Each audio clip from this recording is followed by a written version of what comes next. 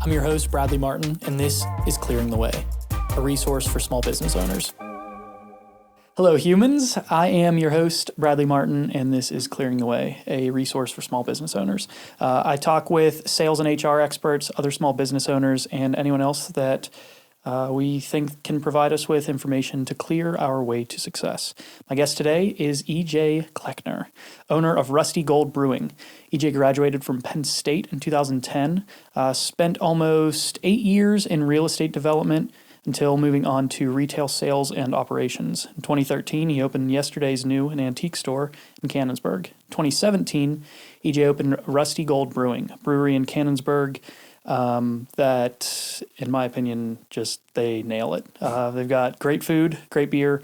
We've got some today. I've got the blood orange. What do you got? You've got your Pilsner? This is the Pilsner, yeah, border check. But yeah, fantastic food, fantastic beer. In my opinion, they've got the best wings in the area by far. And my sleeper menu item for you guys, the hummus. I don't know if it's super common, but I love it.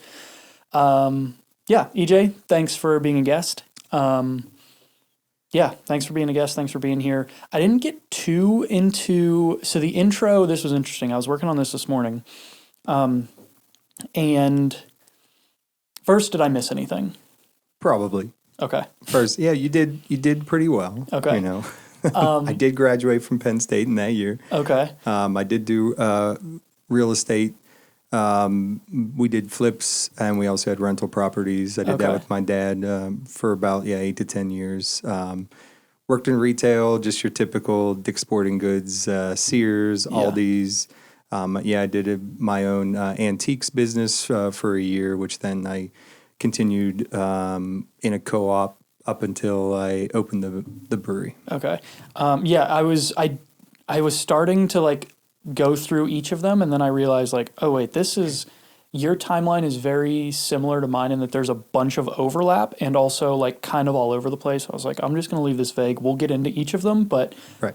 As I was listing everything, I was like, wait a second, but this is overlapping here. How am I going to word this right? All right, we'll just get into it. So, so let's start as we always do. What kind of, so when you're growing up, did you, any sports or anything like that? I mean, I did some of the youth, local sports. I grew up in Baldwin, so I played, sports there. I played baseball. I got into golf at a young age, took a bunch of golf lessons, played golf a lot. I pretty much would just find any and every sport.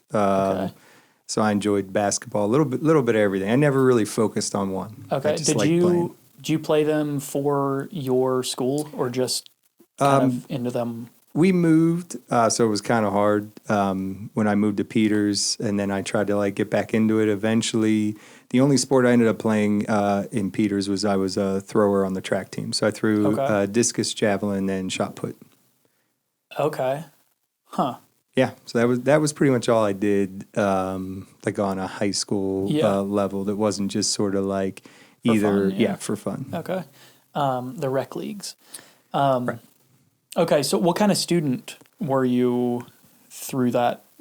That's where it gets kind of complicated. Okay. I was always a pretty bright student, but the grades never really reflected it. I don't know if necessarily I was bored or I don't know. For some reason, school to me was just a lot of busy work, and it wasn't necessarily stuff that I put a lot of time and attention into detail to because in a lot of instances it felt to me like it was unnecessary. It was not a waste of my time. But so you just weren't doing work basically outside of school. It was if you're...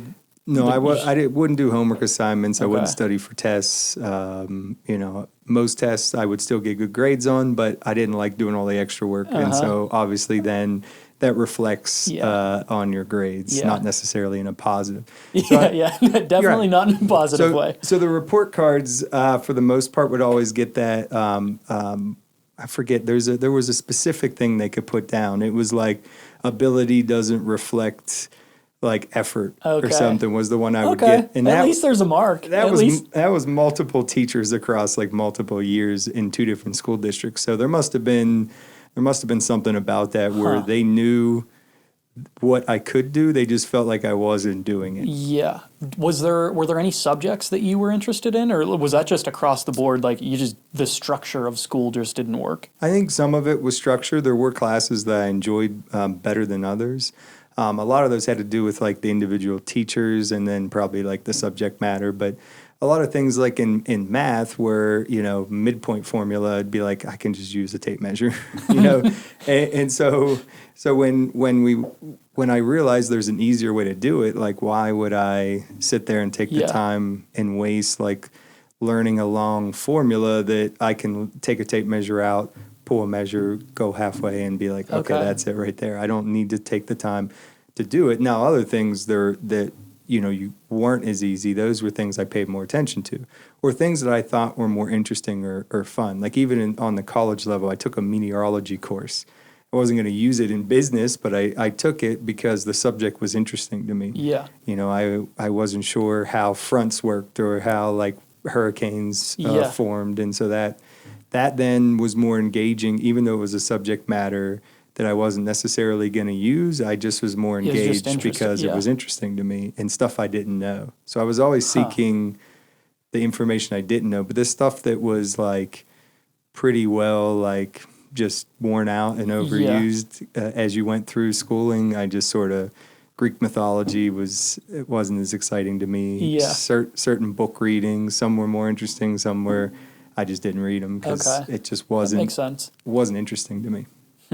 Did you have any other like groups or anything that were you just interested in sports, or you mentioned like the tape measure thing several times? Like, did you do any anything else? Yeah, I took a lot of like the shop classes. Okay. I mean, they started getting a little more technical by the time I was in high school, so we were like kind of the guinea pigs to take classwork, like the first AutoCAD class that they had, and automated manufacturing and those type of things that weren't really offered in schools prior, and even some probably are only just offering it now. Those were things where I thought those were classes based on like the future, where they were like as usable information. These are things if I wanted to go and be an engineer, as opposed to just like a general math class. Yeah. Calculus is great, but at the same time, it's not necessarily as practical when you start getting down into like the nuance of what it means to design a building. So you need to know how to use the physical tools. And they just don't really teach you that in school. But luckily, Peters was starting to transition at that point. So, I mean, shop class, basically everyone just made a box, because it was the easiest thing to do. I made a pool table, mini pool table, and then... Did you say a whole pool table? Not a whole pool table. No, they had a kit that had the felt, and it came with like the felt, the balls, and like a stick or something. And I basically just manufactured the rest of it, cut the holes, and actually even made a ball return to if you were playing from one end, just with some 90s and tees, and elbowed it with like half-inch PVC. That was not a part of the kit, but I did it anyway. So I like doing more of that, the hands-on stuff, than it was like actually sitting there and like reading from a book.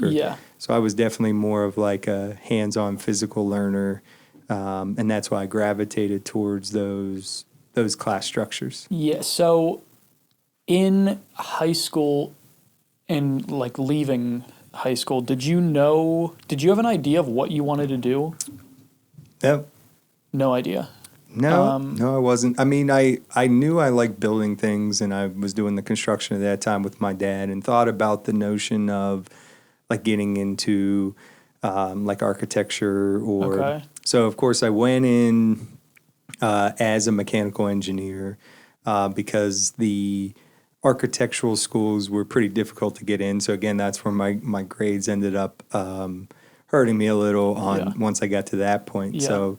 Went and did the mechanical engineering for a while, and just again, it was a lot of just straight book type of work and things that like I just didn't interest me as much. Yeah. I wanted to go out and actually build. I didn't want to just sit there and do computations. Yeah. And whether that was in physics or in calculus.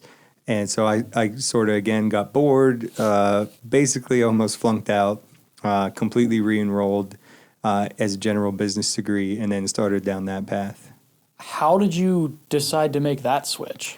That was a conversation between like my dad, who he has a business degree, and then has like a master's in accounting, and he works in the business field, and just talked about the like opportunities that would be present having just a general business degree, and then could specialize in any form after that if I chose to. And I think that, plus coupled with I think the fact that he thought I would enjoy those classes a little bit more because they were challenging but in a very different way. Yeah, I guess they're probably more related to actual, like, the real world, not hypotheticals or theoretical. Like, right.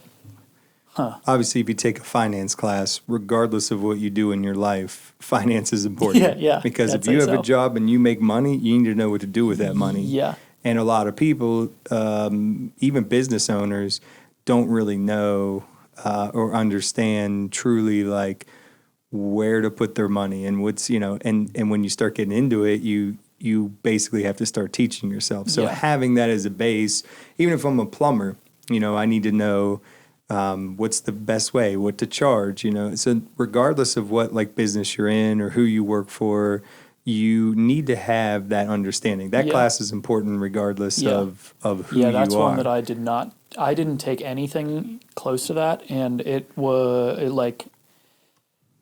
that's something that is, when you don't have that skill or that knowledge, it's an uphill battle. Like, you just don't know how to manage everything properly. Or you have no basis for managing. It's not even that you're not doing it properly. It's just like kind of winging it. Yeah.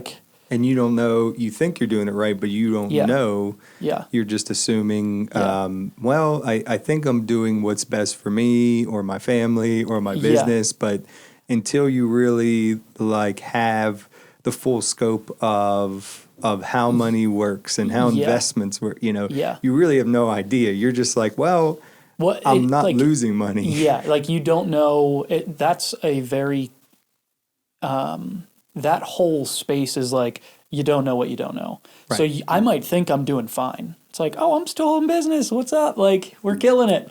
And really it's like, but look at here's the things you don't know. And now once I know that, it's like, I've been operating terribly. This could have been going so much better. But I didn't know all of these. I just thought that it was simple. It's like, maybe it's not, though. Like, it's probably not. And I think that stems back to the fact that on the high school level, and unless you're specifically going to school for business, there's really not a lot of classes that pertain specifically to that. And that was another reason why, the classes were all just about teaching you general things just to prove you can do it. You can write a paper or you can add or you can divide, but what it doesn't do is it doesn't show you real world applications.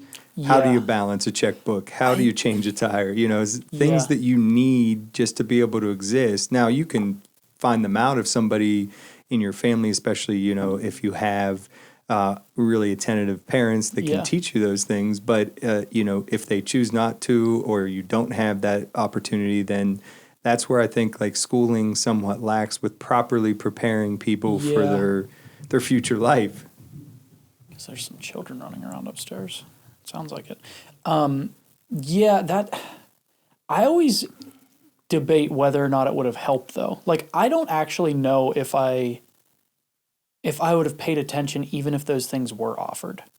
True. But I guess that doesn't matter. That puts it at least more in my court. Like, hey, we tried to teach you. You just sucked as a student. But or you just weren't into it. But like right now, or when I know it wasn't like a forced on, like you said, it's not really something that's either offered or a requirement. And those life skills, I feel like, should be a requirement because it doesn't matter what you're doing, what your job is. You're going to have to change a tire at some point. Like, you're going to have to figure out how to manage your money. Even if eventually you have somebody else doing it for you, you should probably have an idea to keep them in check, you know? Like, Yeah, you'll hear that a lot where people later in life talk about, how do you create generational wealth? How do I know I have enough money for retirement? And like, by the time they actually start to dive into those subjects, it's already too late. Yeah. You're already sort of past where, so at least even if it was something you really didn't pay attention to or you didn't think was important, because you're like, that's a problem for future me. Yeah, a lot of times kids in high school are like, I don't have to worry about that because that's when I'm older. And so that's how I thought about my student loans. Right. Seriously, it was like, I'll worry about that later. It's not that big of a deal. Like, sure, it's whatever to go to Allegheny. Whatever. I'll worry about that later. Like, I'll be fine. It's like, and then and then the problem is when the time comes, there's nothing you can do about it at that point. It just kind of is what it is. So I think at least having that information there, whether you pay attention to it or not, at least then if you do go, hey, you know what? This is something that I think is important, and you can at least know, I know and have heard of, thanks to this class, a Roth IRA or a 401k or a health savings account or any of those things, which, like, unless you get to the point where you sit down in front of somebody that's learned in that, you have no idea. No idea. Yeah, and a lot of those aren't super simple to even learn about. Like, they require a base of knowledge before you can really dive into, like, I've got somebody, we were recording some episodes for a financial advisor, and we were talking, Roth IRAs came up, and like, he was doing a whole episode on this, and halfway through it, I was like, hey, we're going to have to do another episode first, because I don't even know what to ask you right now. I have you're trying to explain this to me, but the basis of it doesn't make any sense. We're going to, we'll continue, but we're going to have to come back to this, because I don't have the basis of knowledge to even listen to you talk. Like, I have no idea what you're talking about right now. Right. And that was with somebody who knows what they're talking about, trying to explain it to me, and it's like, yo, I just don't get. We got to cover the basics first, because I don't know. I just don't know. Yeah, and that's something that I think, regardless, it affects every single person. You might not ultimately find out that particular thing is for you. Yeah. But it doesn't matter. It's not field specific. So it's not like it only affects scientists or it only affects engineers or it only affects people that own their own business.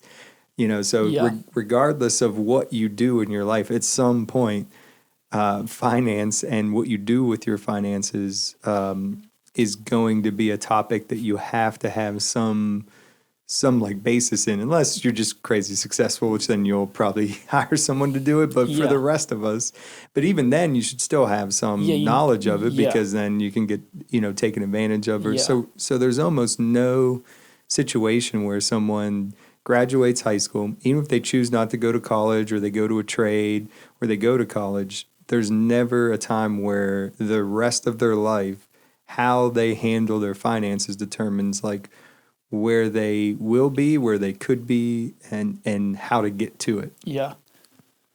Okay, so let's kind of take some steps back. That was a little bit of a little rabbit hole, but that's it. That's all good. That's a good... And that was always important for me, that from high school and college, where like the difference was, where high school was this sort of blanket of knowledge that a lot of it I felt didn't pertain to me. Once I switched and got into that business degree, that stuff was invaluable, regardless of whether I went into business or I eventually chose to go back into engineering or architecture. I was at least happy that I had that. When you switched, did you... So you mentioned let me take a couple steps back here. The real estate stuff that you were doing, you mentioned that was with your dad. Did you guys own that? Or was that what was that? Yeah, that was sort of just a side project. Okay. My dad was working full time. Okay. At that time, it was still for Mellon Bank before they got bought out. and he was just looking for alternative forms of like passive income. Had he started any businesses before then? No. Okay. No, he worked in the banking field, his whole life. But we always had a construction background. He always did construction from like the time he was in high school and through college, and so that was sort of like, hey, we could go out and buy some houses and flip them. And of course, at the time, I'm like 13, so I'm just coming along so that I can like, here's a trash bag, go fill it up, and then that parlayed eventually into here's how you wire a plug, here's how you drywall, here's how you remodel a kitchen. And I just went through that whole process. And so by the time I was in, my mid 20s, I already had like a decade, of like construction experience. And when 2008 hit, obviously the market wasn't really in a place where flipping homes was a highly sought after side project. So we just, you retool, people still need to rent homes. So we just became renters at that point. So we had, I think, 20 units at the peak. Most were multi-units. So most were residential, some were commercial. But then we both still worked full-time jobs. So it became difficult. When he was away, I'd have to cover whether it was showing a property, fixing something that broke. Were you doing that through school? Yeah, I did that pretty much starting in high school, and then I think I did that with him off and on. We would get more into it as we went, and that was up until probably a few years before I started the brewery. Because he was to the point where the renting side of it, it was just too much, and he didn't want to be involved in it anymore. So we decided to move on from that, and a lot of the funds that we had from that was what then ultimately got used so that we could create the brewery. Okay. All right, that's cool. Okay, so now back into kind of the school, into leaving there. So when you were at Penn State, once you switched majors, did you have any inkling that you would start a business at any point? Like, at that point did you know? So you didn't know what you wanted to do out of high school. Like, right. I feel like most people, like the fact that anybody expects an 18-year-old to be like, oh, this is what I want to do is like insane to me. But as you were going through your business degree, at any point were you starting to narrow in on what you wanted to do, or still no? Still pretty much no. Yeah. Okay. No, I was just basically, I don't want to say if I was like just enjoying the process of, what it was like to be a college student and be away from home and taking these courses, and just generally thinking that, hey, the stuff I'm learning, and when I get out with this degree, I can go and parlay that into a job in banking like my dad, or I could get into sales or marketing or management. So I went down a couple different avenues as to like what I would ultimately do like once I graduated, but it wasn't necessarily like graduate, open a business. Yeah. It was go get a job and work for somebody. And then, of course, I graduated in 2010. The market was still pretty well junk at that point. So a lot of the guys that lost jobs in 2008 were taking basically all the entry-level jobs. So guys with 10 years plus of experience that lost their jobs were essentially working a lot of the entry-level jobs. I thought about that. So the whole just get a college degree and then there'll be a job waiting for you kind of went away after 2008. That was sort of like the transition where it wasn't just show up with a college degree. Yeah. Start at some... Yeah, because people just needed jobs. Right, wherever you would start and work your way up. Then it was like, hey, this is an entry-level position, but we see you don't have a lot of experience. And you're like, well, I was going to school. That's why I don't have a lot of experience. Yeah. And they were like, well, we'll let you know. And then so trying to get a job in any like corporate field, like I think I think Allergies. It was like an allergy company that made bedding for hypoallergenic. You know, they sold to like Target and other companies, like trying to get in for like they're doing their social media sales. Because at that time, social media was just becoming like a viable option for businesses to market themselves. Yeah. And most of the people that were in charge of their marketing were older. Yeah. So there wasn't a lot of understanding from a lot of these companies. So they were trying to hire younger people to like get involved and handle more like the social media aspects of their companies. But then again, at that time, everybody that couldn't get any of the normal jobs, that's where every kid was going, because they're like, these people don't know how to use Facebook. Yeah, all they have. If you can describe they don't know Facebook, how it's to like, use oh Twitter. wow, you're a savant. Like you show up and go, look how many friends I got, and that's basically like, oh, you got a job. You're a wizard. You're know in charge how of our to social media accounts. Yeah. Like right now, if I was looking for someone to handle the brewery's like social media accounts, I need like a 15 or a 16-year-old basically, because TikTok and Snapchat and a lot of these platforms that while they can be like important for businesses, it's like at this point, you know, it's pretty much beyond me, even though I'm not that old. Like it's still, you know, the way the industry goes, it's like every 8 to 10 years, it's the next thing. And so you didn't grow up with it. They did. So to them, it's like they don't know any different. You know, when I grew up without a cell phone, you know, and so I had to learn. You know, we got integrated into it as we grew up. And that's why like even the generation beyond us, like they don't accept it as much. Whereas the younger generation, it just existed. They don't know any different. So to them, we have to learn it, and they just know it as part of like everyday life. So it's sort of what was coming about during the time when I graduated. So I hit like a double-edged sword, sort of. So what did you do? You were an advertising director out of school. Is that correct? For a website? Oh yeah, I just helped out a buddy of mine, and that was sort of it was sort of just like a way to get started, so that I could just add that to the resume sort of thing. So, so he was working on like the Pittsburgh music scene at the time and trying to make it like a little more viable, because the music scene for like local bands in Pittsburgh just wasn't. I don't want to say it wasn't like welcoming, but it just wasn't the same sort of like embracing the local guys as much as it was in Nashville or in LA or in other states. So there seemed to have been like some breakdown where most of the guys that were even remotely good were leaving Pittsburgh, so that they could go be a part of scenes that were a little more, they were just a little more into supporting the small little local guys. Yeah. So what were you doing? What were you doing with him? I was just trying to help him increase his exposure on his website.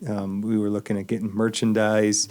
It was something that he got passionate about for a while. I just helped him because it was a way to help, sort of bolster the resume. Yeah. And then we both eventually, moved on and did other things. But yeah, I sort of just kept doing the working on houses with my dad in the meantime. Eventually just took a job at Dick's Sporting Goods at South Hills Village when they were closing down their old store. So basically just helped them tear down the store. That was it. Yeah. They were getting ready to build the new one up at in South Hills Village Mall.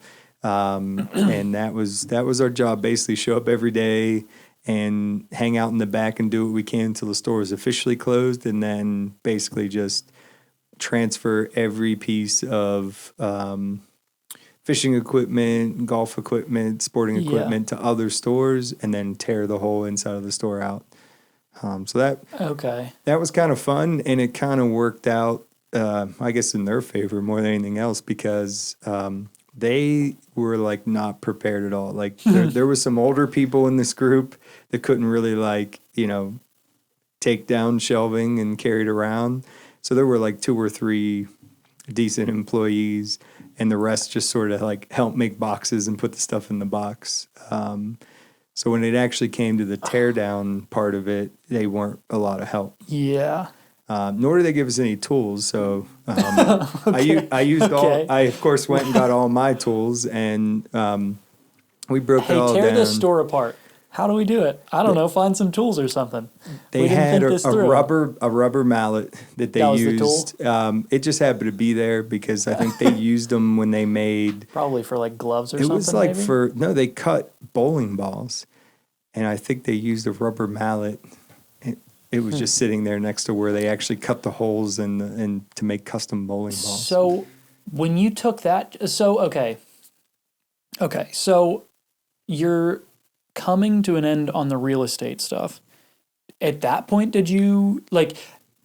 I might be making some assumptions here, but just like looking through everything, and like I mentioned, like the timeline is similar to mine. It kind of feels similar in that like just trying a bunch of things until something sticks. Like I know for me, I just kept bouncing around. I'm still doing it, like bouncing around, like just trying a bunch of different things. And finally, it's like, what am I interested in? Like, what is actually going to stick here?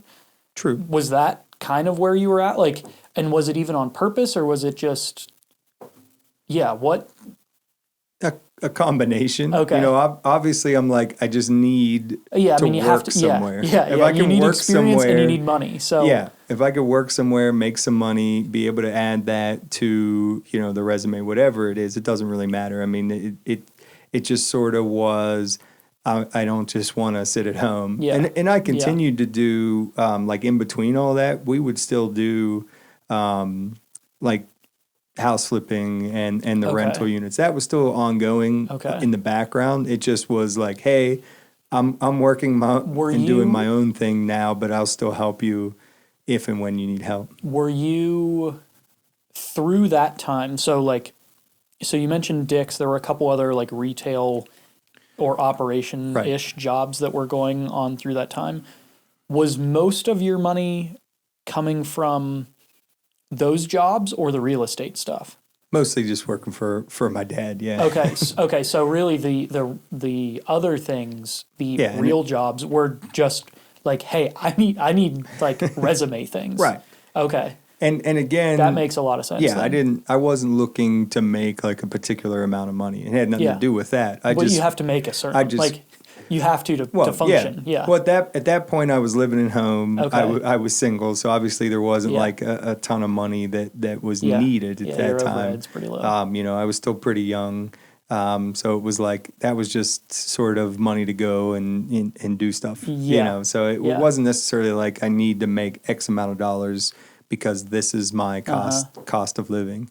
So I wasn't as worried about that. Of course, I wanted to make money. Yeah. But I was more worried at that time about just trying to get where I wanted to be, and then. Well, so did you know at that point where did you want to be? I was just trying to get a job that any job where I could basically get in and then work my way up because you couldn't get into one of those jobs, right? Not the one that would give me the corporate structure. Yeah. Kind of like how my dad was. You know, when he grew up. It was you got in at the bottom of the bank and you work in this department, and then when there was an opportunity, you moved here, and then when that guy retired, you got that was the old style structure of how corporate America worked. And then it seemed like right around the time when I started getting into the market, that went away. Yeah, it was like maybe you could get in and move different departments and maybe make a little bit more money, but the structure of like you can come in with like next to no experience. If you work hard for like 40 years, you'll be in a nice, cushy executive office type job. Like that just doesn't seem to exist in the same way. A lot of the movements I was seeing from people in that like type of corporate structure was from business to business. You know, the days of working one job for 40 years, unless you have your own business, are pretty much, they're not as prevalent as it used to be. Yeah. And so that structure of sort of jumping around to gain your experience seems to be more of like the norm now. Yeah. And that people don't necessarily just get into a company and they're lifers. They sort of get in, they get what they can out of it, And then if opportunity arises to either make more money or get into a position to further themselves, then they do it. You know, the loyalty factor between businesses and employees, most of that's all gone. Yeah. Okay. So you worked through some of those, trying to get experience, and then at what point did you decide you were going to open something? And how did that how did you come about? Well, I guess I got to bridge the gap a little bit. So I worked at that Dick's. There was supposed to be a job working in operations, probably out of like the Washington location because it was closer. That never happened. The district guy shows up and said, basically, like, all we have is part-time janitor at the new store. And then if you take that, then when something else opens up, we can talk. So I'm like, well, I don't really want to do that, but I don't want to be out of the job either. So I just took it. It was like 3 days a week. Eventually, they did start putting me in additional hours. So I was doing both, like operations was basically like everything in the back. So I did that, but it was become, I mean, you came in early. I worked most of the day. Then I would switch and basically sweep and handle the restrooms and like all the fun stuff, you know, all the glamorous stuff of working in a Dick's Sporting Goods. Even though like half the time I'm like helping customers, and because there weren't a lot of people on the floor, and you can't tell the difference between the janitor, even though I clearly have like a broom.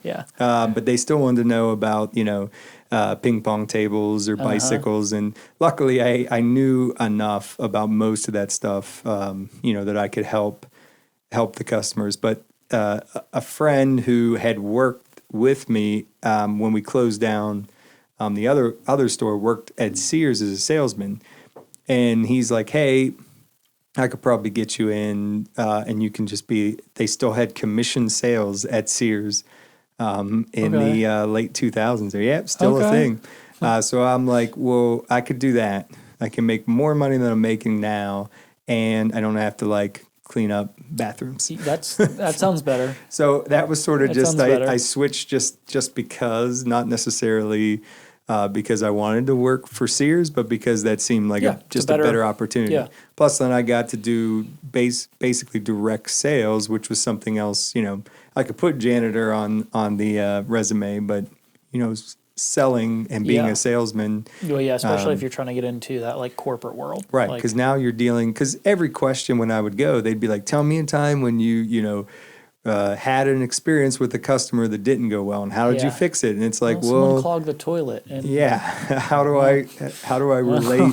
How do I relate the fact that all I'm doing is like shutting down a store or cleaning up it, you know, or you know, help them set product in the back. Like those are physical things that help, but for the things that I was looking to do, I needed to get that direction. So I worked at Sears, and while I was there, I also had at that time, a pretty large, like antiques and collectible collection that was taking up a large portion of my parents' barn. And an ultimatum was set in front of me, either like get rid of it or find a way to sell it, but it's not staying here. So that's how Yesterday's New came about. So I left Sears.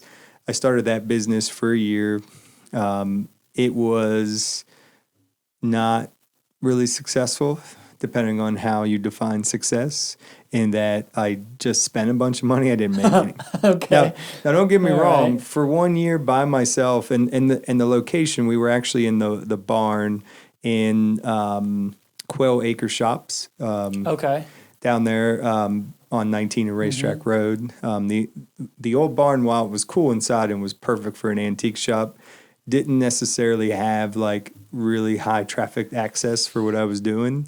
And that spot by itself, even now, is like it's a good location, but anything on that corner is just not ideal. I mean, you see everything on the Planet Fitness side. Like Crazy Horse is the only thing that's been there for any period of time. Everything else is it just cycles through because it's not the easiest.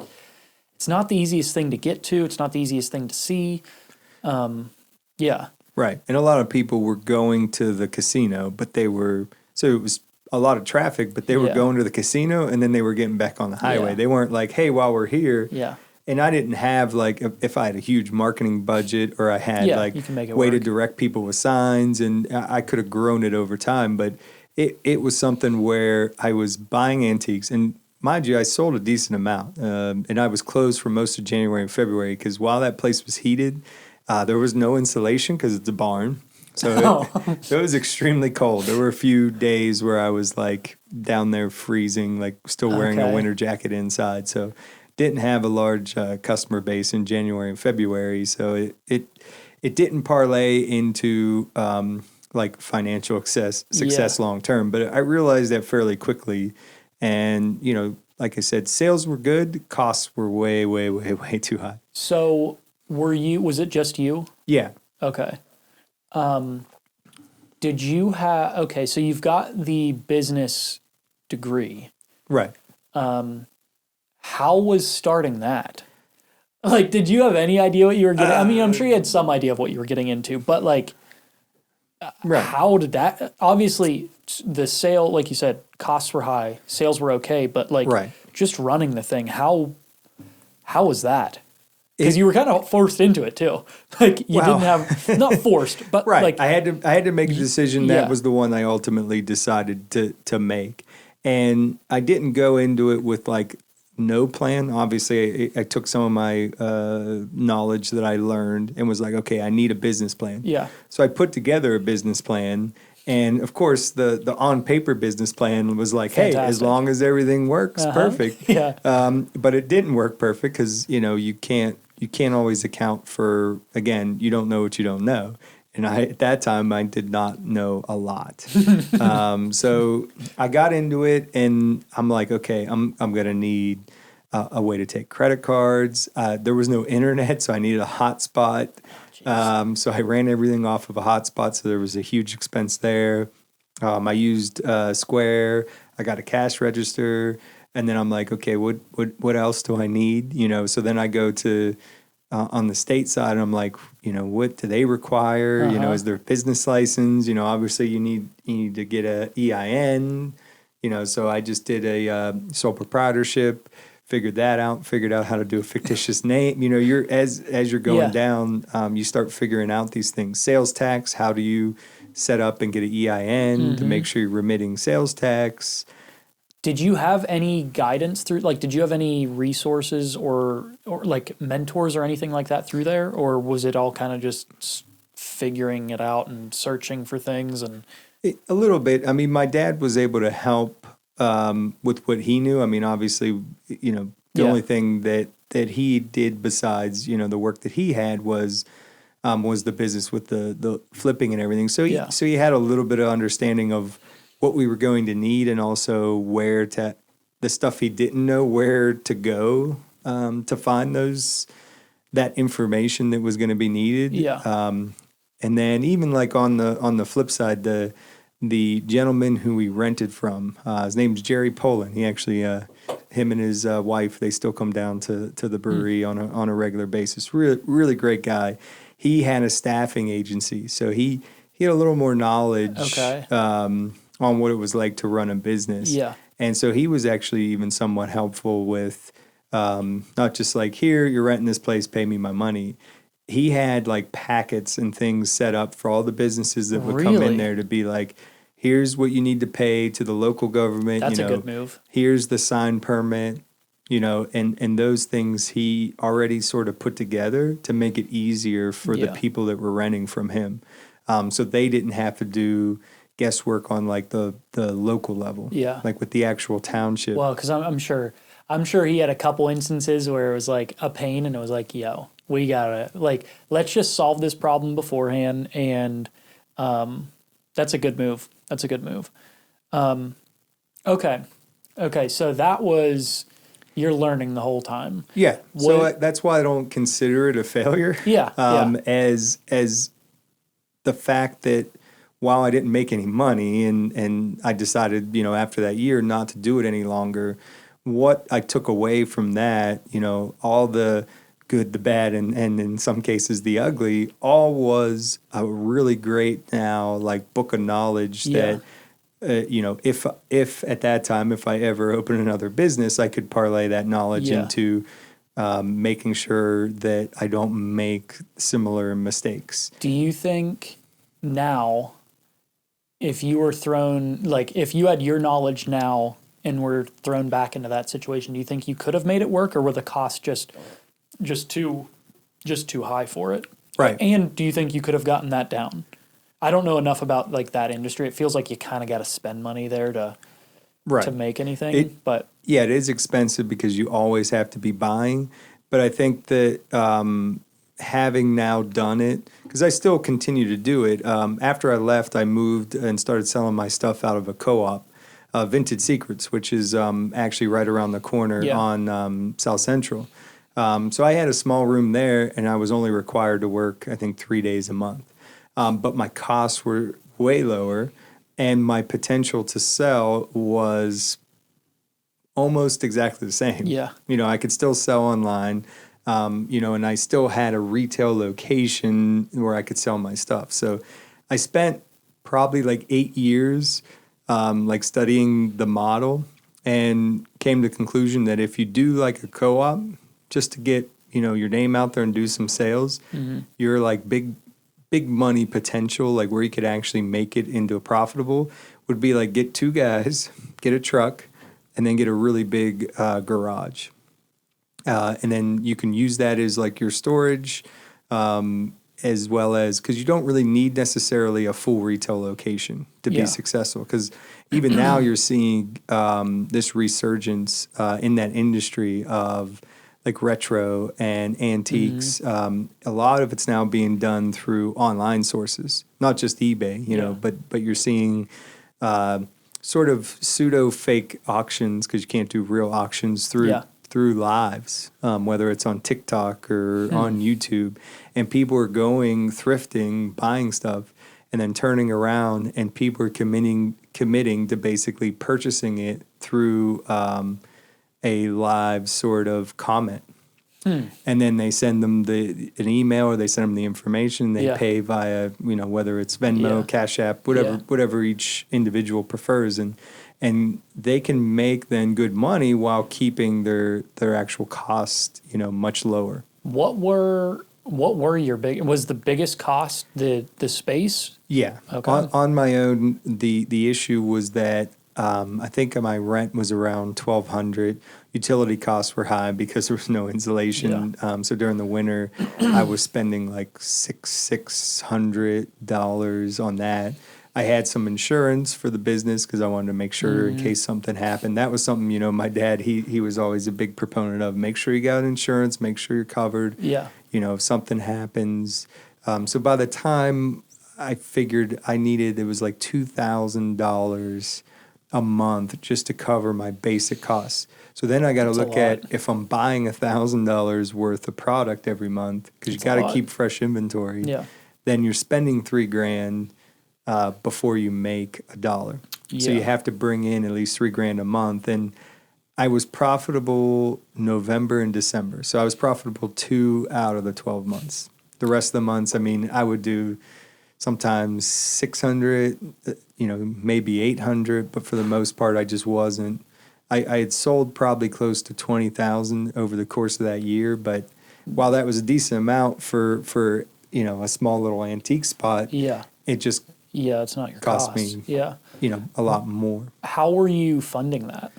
I had borrowed money from my dad to basically get that started, of which, if he watches this, he's probably like, and he hasn't gotten back to me yet. I'm like, I'm working on it. It's coming, and the check's in the mail. Yeah. So he has always been very helpful on that side. Yeah. And again, there's things that he doesn't know, but he has that nice knowledge, that nice background, from his business dealings and from the work that he has done over the 40 plus years. Even if he doesn't know it, like you mentioned, there's probably a lot of the things that he at least is aware that you should know. Right. Which is, or who to talk to, link up with guys that he has met along the way, whether it's tax lawyers, whether it's finance guys that we can always call and say, hey, we have an issue. We're not sure how to handle it. And they go, oh yeah, that's no problem. We can, so having that sort of bank of people that you can go to That's super helpful. When you reach like things where you're like, hopefully this isn't something bad. And then you send it to them. And then if they say, yeah, it's bad, but we can get it fixed, you're like, okay, good. Luckily, most of the time they're like, it's fine. They just send out these things just to scare people, or something along those lines. So, so that was really, his help was integral in the path that I went down through doing that. But once I left and started in the co-op, I kind of had 27 days basically out of the month where I was doing nothing. So I went back to the job search, back to try to say, well, I might as well, go find something to do on my normal 9 to 5, and I can still do the co-op because I only need 3 days. So that's how 84 became my next job. So when you were done with that, did you anticipate so 2 parts. One, were you going to, you were in the co-op at that point, but were you kind of set on making that work, or did you know that you would start a different business, or like where did you know what you wanted to do after that? Because it seemed like, well, I don't know. Like, I'll just leave it at that. Did you know at that point? Any idea? Yeah, still in all fairness, still nothing. Nothing. Every one of the jobs, everything that led to where I'm at now sort of became. It never was like a straight, like, I'm for sure going to do this. Yeah. It was more or less like, I know I need to do something, but I didn't necessarily have like the specific, like, this is what I'm going to do. This is the thing that I was born to do. Like that never was in the back of my mind. It was always just, I want to pursue this. Let's see what happens. It's not working. Okay, let's find something else. Adjust. Yeah, that's kind of I feel like that's like, right. It's I relate to that a lot. It's like a read and react. And some people, they know from an early age, like, this is what I want to do. I need to have a plan, and I'm going to follow that plan no matter what. And I've always been the whole like opportunist, I guess. I'm just always, there's never in the back of my head that not like, if something comes up and I think it's a good route to go, like, then I want to pursue it. I mean, if it's something I enjoy doing and it makes me happy, then that's like even better. That's a plus. But I was never one to be like, no, this is my what life's I'm doing, calling is to just sell antiques. I love selling antiques, but I also love to make a decent living. And so I think if I went back right now and decided to step away from everything and go back to doing antiques, I think I could make a go of it. It would be difficult just because of the way the market is. But I think my knowledge now would allow me to do it. It's just now I've sort of shifted and now I'm enjoying doing other things. And it might change again, and you never know. But what I took away from all that, obviously again, was another just nice like chapter in the book of, figuring things out. Which believe me, I'm nowhere near close to the end of that book, but every chapter that I go through, it tends to make things just a little like tiny bit easier.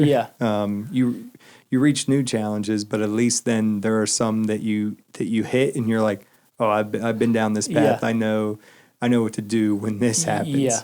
So I know the steps, and then it becomes more efficient and easier. So so I sat there and said, hey, I can make decent money doing the co-op, but it was never going to be like my sole source of income unless I dove back into it full time, which at that point I just didn't necessarily want to do.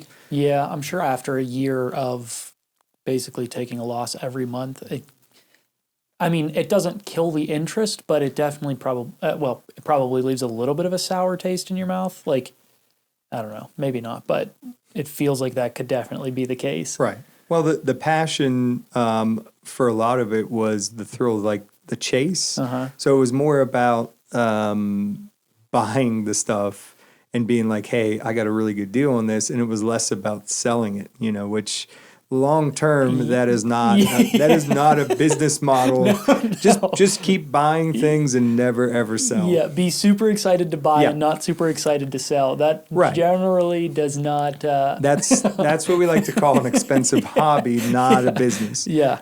So yeah, it was something where while I still enjoyed doing it, I never saw it as being like, this is something that I can create, a business and live a good life off of doing. So I started applying again and went back to the whole thing of applying for jobs. Yeah.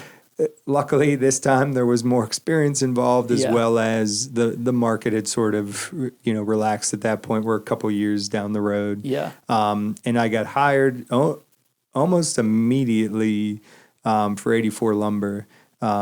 Basically, their corporate office has what they like to call like their version of an entry level position, which is the inventory manager. And a lot of times they would have people in that position for 3 months to a year, and then they could sort of specialize and jump off into different branches where they may enjoy better and make a little bit more money. So their structure was very classic. We'll use that term. Even though Joe Hardy's no longer the CEO there, and Maggie, has taken over, and they hired a CEO to basically help run the company. It's still run very much with the sort of heavy touch from a still spry, I believe now 99-year-old Joe Hardy. So a lot of what they did in the past is still the way they do business today. Yeah. Some things which then is very beneficial to you as the individual worker. Other things which is still has become a little, outdated from like a corporate structure, but it's worked for them for a very long time. So they're definitely not going to change now. But it was a great company to work for. I enjoyed what I was able to learn while I was there. The biggest thing that I learned, that I found out, was that I did not like the idea of a desk job. The idea of coming in every day to the same place. So that would have been your first one of that those, was my first official desk job. Yeah. Shit. So I got, that's a big mix-up. So at that point you had been, what year? That was 2014, it looks like. Yeah, that sounds right. Okay, so actually not that long after Penn State. Yeah, we're 4 years down the road, and I finally got my first, what would be defined as like your entry-level desk job, where you could potentially parlay that into moving up like the corporate structure, so to speak. Even though it was a lumber company, the corporate entity down in 84 was still very much just an office experience. Yeah. So it was my first official office experience, and you knew you didn't want to do. Determined fairly quickly, you got to be moving around. Yeah, it was. We had to wait 3 months before we could apply to any other job. I believe like 2 months and like 29 days. I applied to an opening. I don't know what it was. It was something where like, I don't know, it was just driving me crazy. I got super antsy super fast. While I liked the idea of, they had a very menus-driven in-house computer system that allowed you to like access on behalf of the stores which you facilitated. Just like a really, really detailed, really nice, like never-ending breadth of like data, which I'm like a data-driven guy, so I was like excited by that. But staring at a black and white screen for like 8 hours a day, not as exciting. Yeah. And doing like a ton of work to try to like find ways, little nuanced ways to like save money by getting rid of this inventory or moving into this store, which was basically all our job was, met by like a phone call to the guy to be like, here's all, if you do this, this, and this, it'll save you like 15 grand.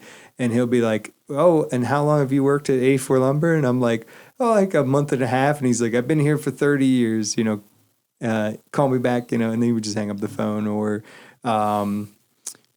you'd be like, that sounds so frustrating. So you're doing like a week's worth of work, and you'll call a guy and find a way to save him a little bit of money. And he'll be like, I had, $150,000 deposit in this morning. What do I care about $5,000? Click, so Yeah. It was something where, a lot of these guys that were managers have been a part of the company for a long time.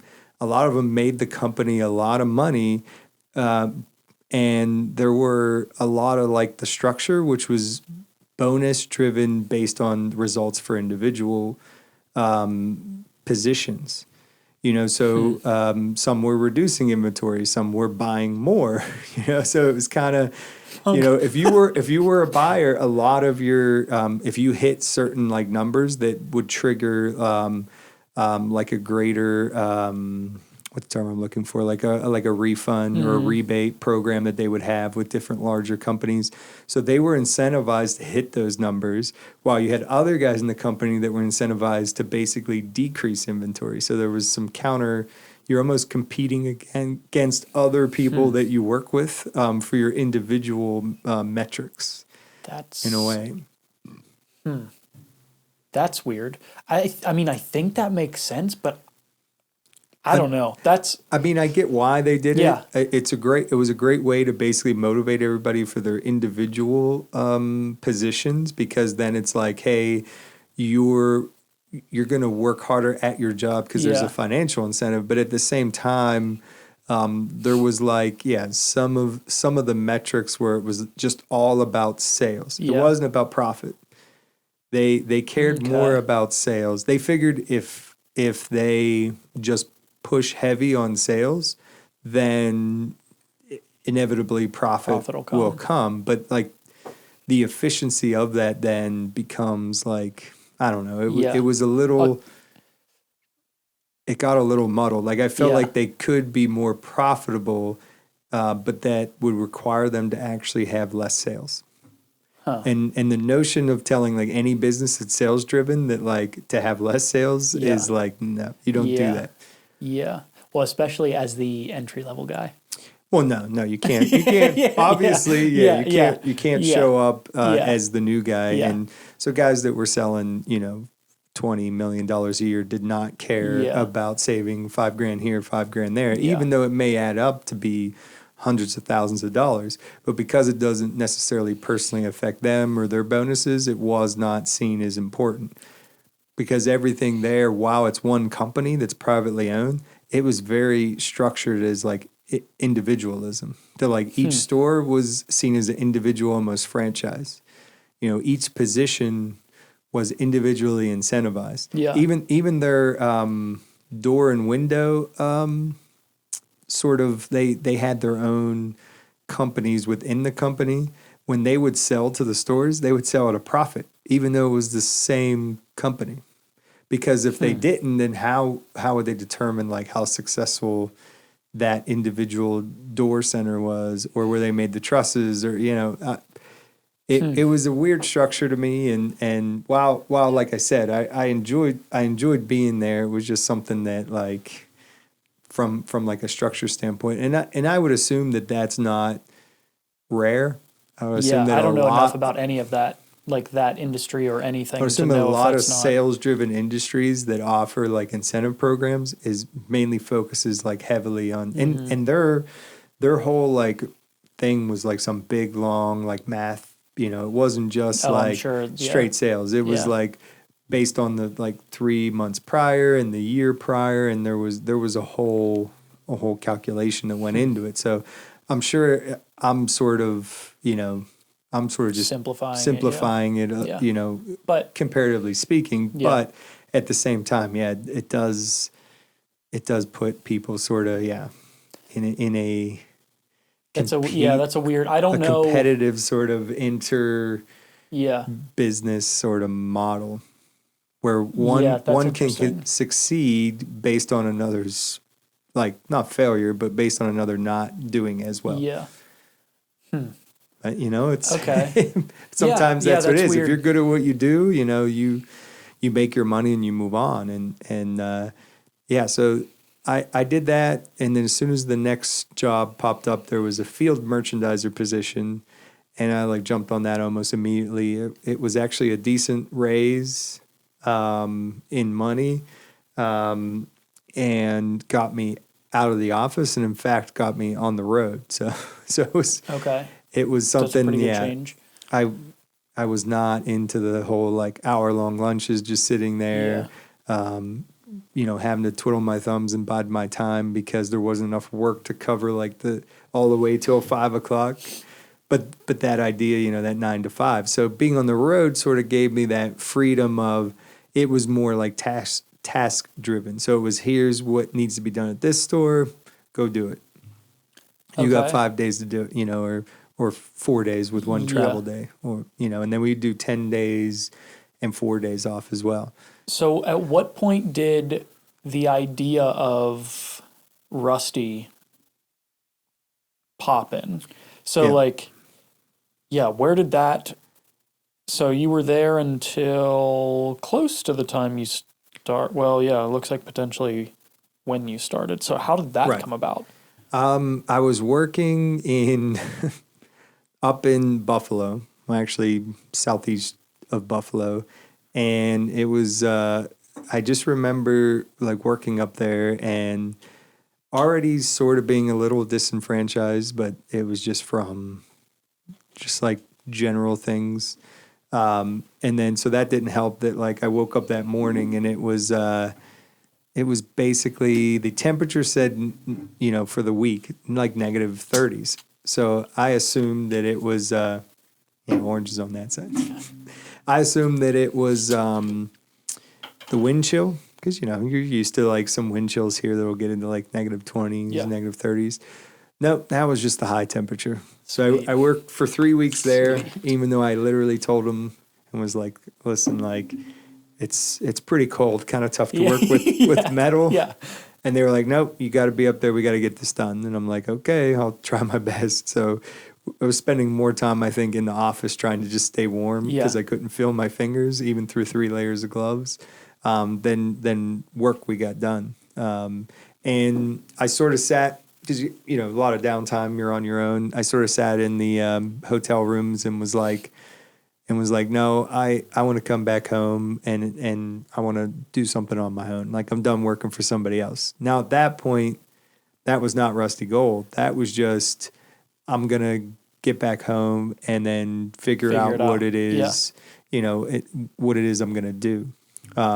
Now, I had a few years even prior to that looked at the notion of buying out an old brewery called Milkman Brewing that was on Upper Penn Avenue, kind of by, I think, like Maggie's Farm in the Strip. Okay. And ultimately didn't do that. So it was something that we had thought of sort of for like a minute about, and then I sort of backburnered it. And while working at Vintage, I had met some people from Penn Brewery and was like, hey, here's my idea. So I like pitched the idea, and it was like, yeah, that sounds cool. Now, I don't know if they were just like, yeah, of course, opening a brewery sounds cool. We like breweries. So then I met a gentleman by the name of Nick, who was their head brewer for a while, and I believe is now brewing in like Portugal. That's wild. Hey, people go down, all different paths.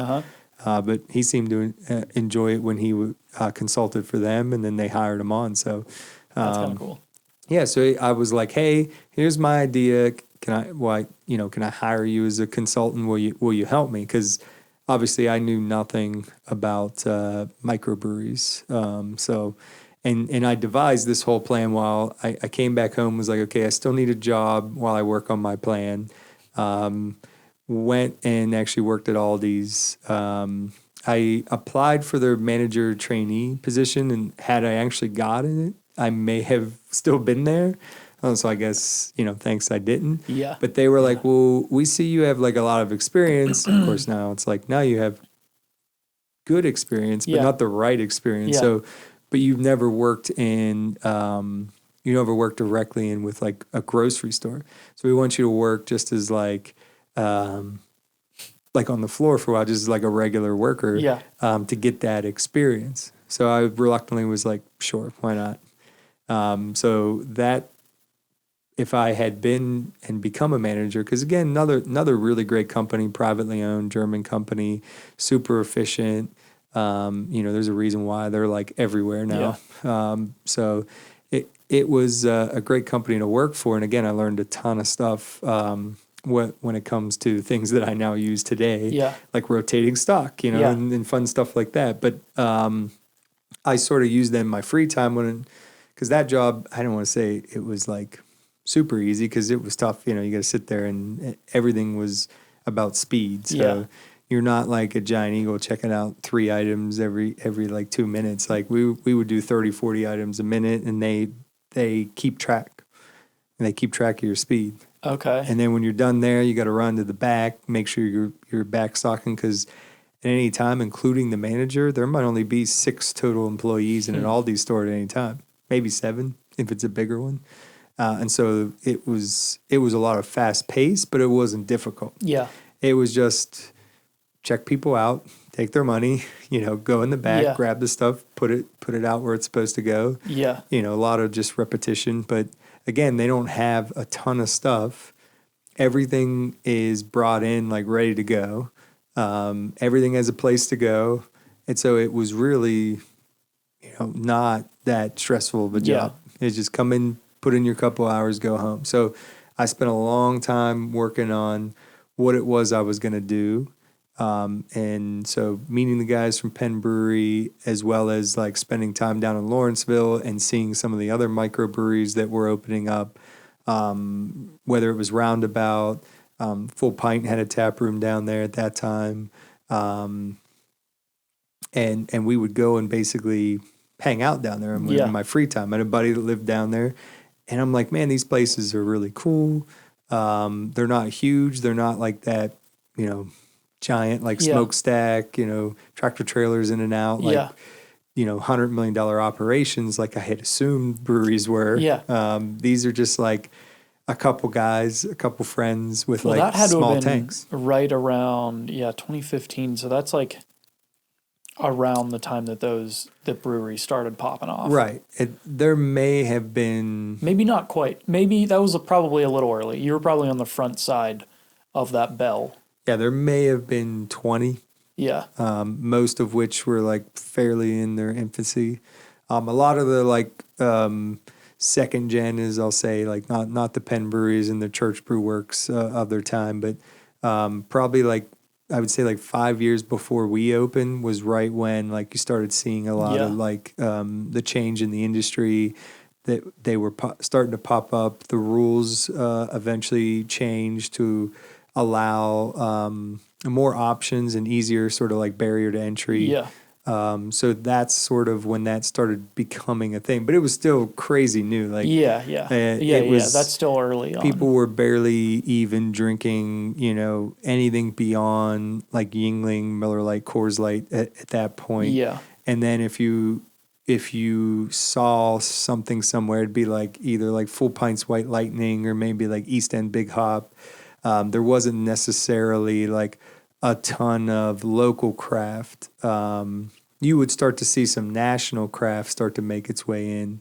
But a lot of like the local stuff was still, you had to go to the physical location to drink it, you know? And so if you didn't know it was there, then you were still like myself until like I started getting into craft beer. Like I thought like Yuengling was like, I was like, man, this is a great beer because it's not just a light beer. Yeah. It's not just, Miller Lite. Yeah. So, okay. So you decide that's what you're going to do.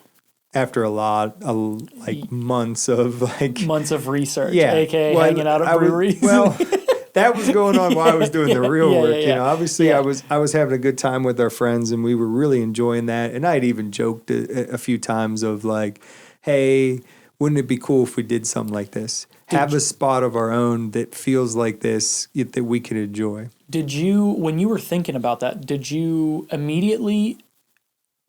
you were going to have food too? Or like, did you think you were going to just have the brewery? What were you kind of leaning towards? I still, it was in such like an infancy. I still was not sure what direction. It was still pretty much just one of those like, drunk at a bar being like, this would be a great idea. We could make so much money and we'll make it cool and everybody will love it. And then you just go home and you're like, you're like, yeah, that was just like something fun Yeah. to talk about when you were drinking with your friends. It never necessarily at that given time was like, this is 100% the way to go. So how did that happen? How did you get to that point? Where, like, what flipped the switch for you? Just in the research and looking, I looked at like mostly franchises because those would have been the easiest to sort of jump into without a lot of knowledge. Yeah.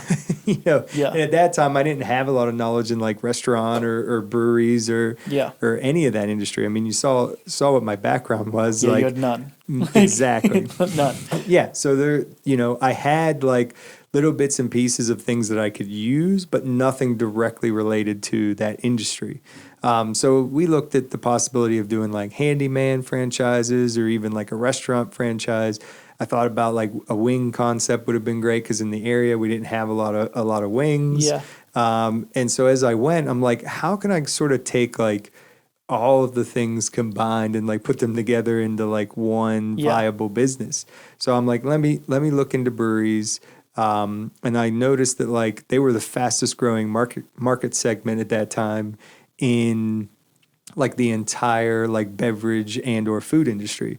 And I'm like, well, if I'm going to go into a direction where that's up and coming, that's a good place to start. Yeah. So I started, doing the research. Like I said, I had contacts already at Penn, brought them in to consult, started talking to friends from the restaurant industry, got them to consult, and started like trying to put the pieces together and wrote a business plan, went to my dad, presented it to him, said, hey, what do you think?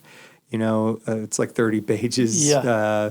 You got to do it right if you're going to do it. So I took the time to really look at everything. And how old were you at that point? Well, I started it at 27. Okay. Okay. So old enough to like. Yeah, I think I ended up closing on the building. Obviously, there was another year and a half before we opened, but I closed on the building, I think, the day of my 27th birthday. Okay. So on my birthday, we closed. So that's kind of exciting. So that'll be when coming up here in September. If I bought in 2015. Okay. Okay. So how long? Okay, so you finally open. Leading up to opening, like you had no basis of knowledge beforehand. No. And you had a ton of research to do. How many? And you had the consultant help out with the brewing, I'm assuming. He helped until we hired Justin. Justin was actually with me for a while before we even opened. Okay.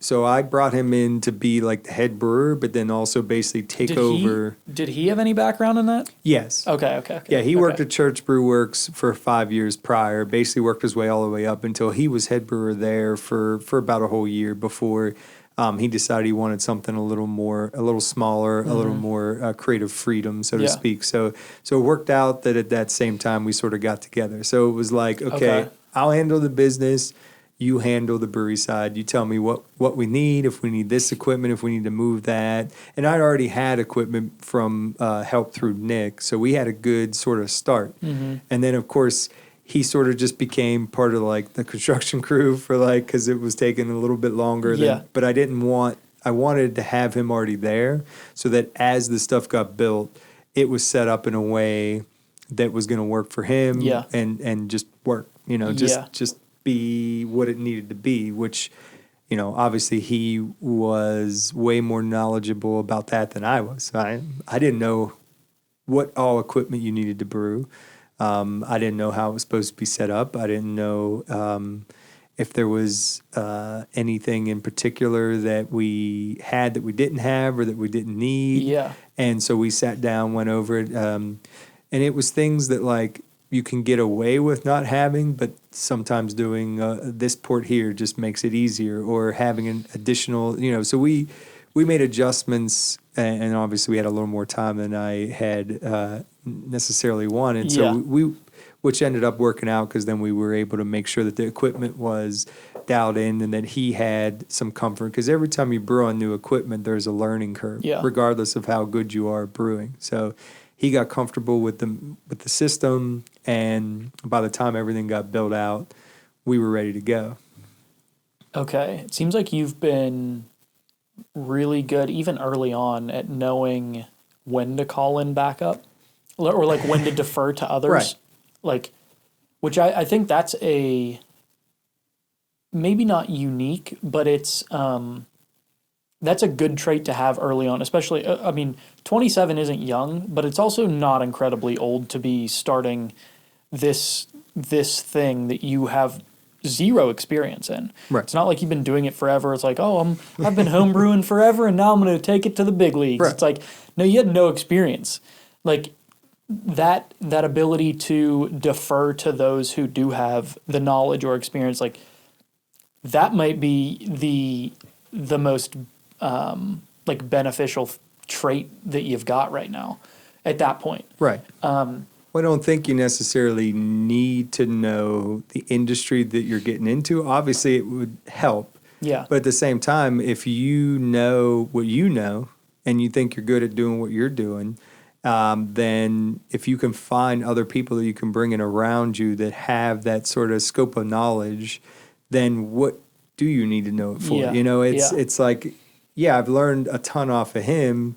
That has helped from the brewery's side and standpoint, but I can't know all of that and all the, and I've talked to other breweries where it's like, it's one guy doing everything. Yeah. And the biggest thing that they usually talk about is how like it's running the brewery takes away from them just being able to brew. Yeah. Or, or vice versa. Yeah. And so there's always like, you can only do so many things. And if you're the guy and you're trying to, brew and make good quality beer and run a tap room and make sure you handle all the insurance and taxes. And it's a lot. It's a lot to cover. And, so I learned early on, especially in the industry when I was doing my research, some of the things that the brewers said was like, basically, if you're opening a brewery, you're no longer going to be a brewer. You're going to be like a tax accountant that brews beer. Yeah.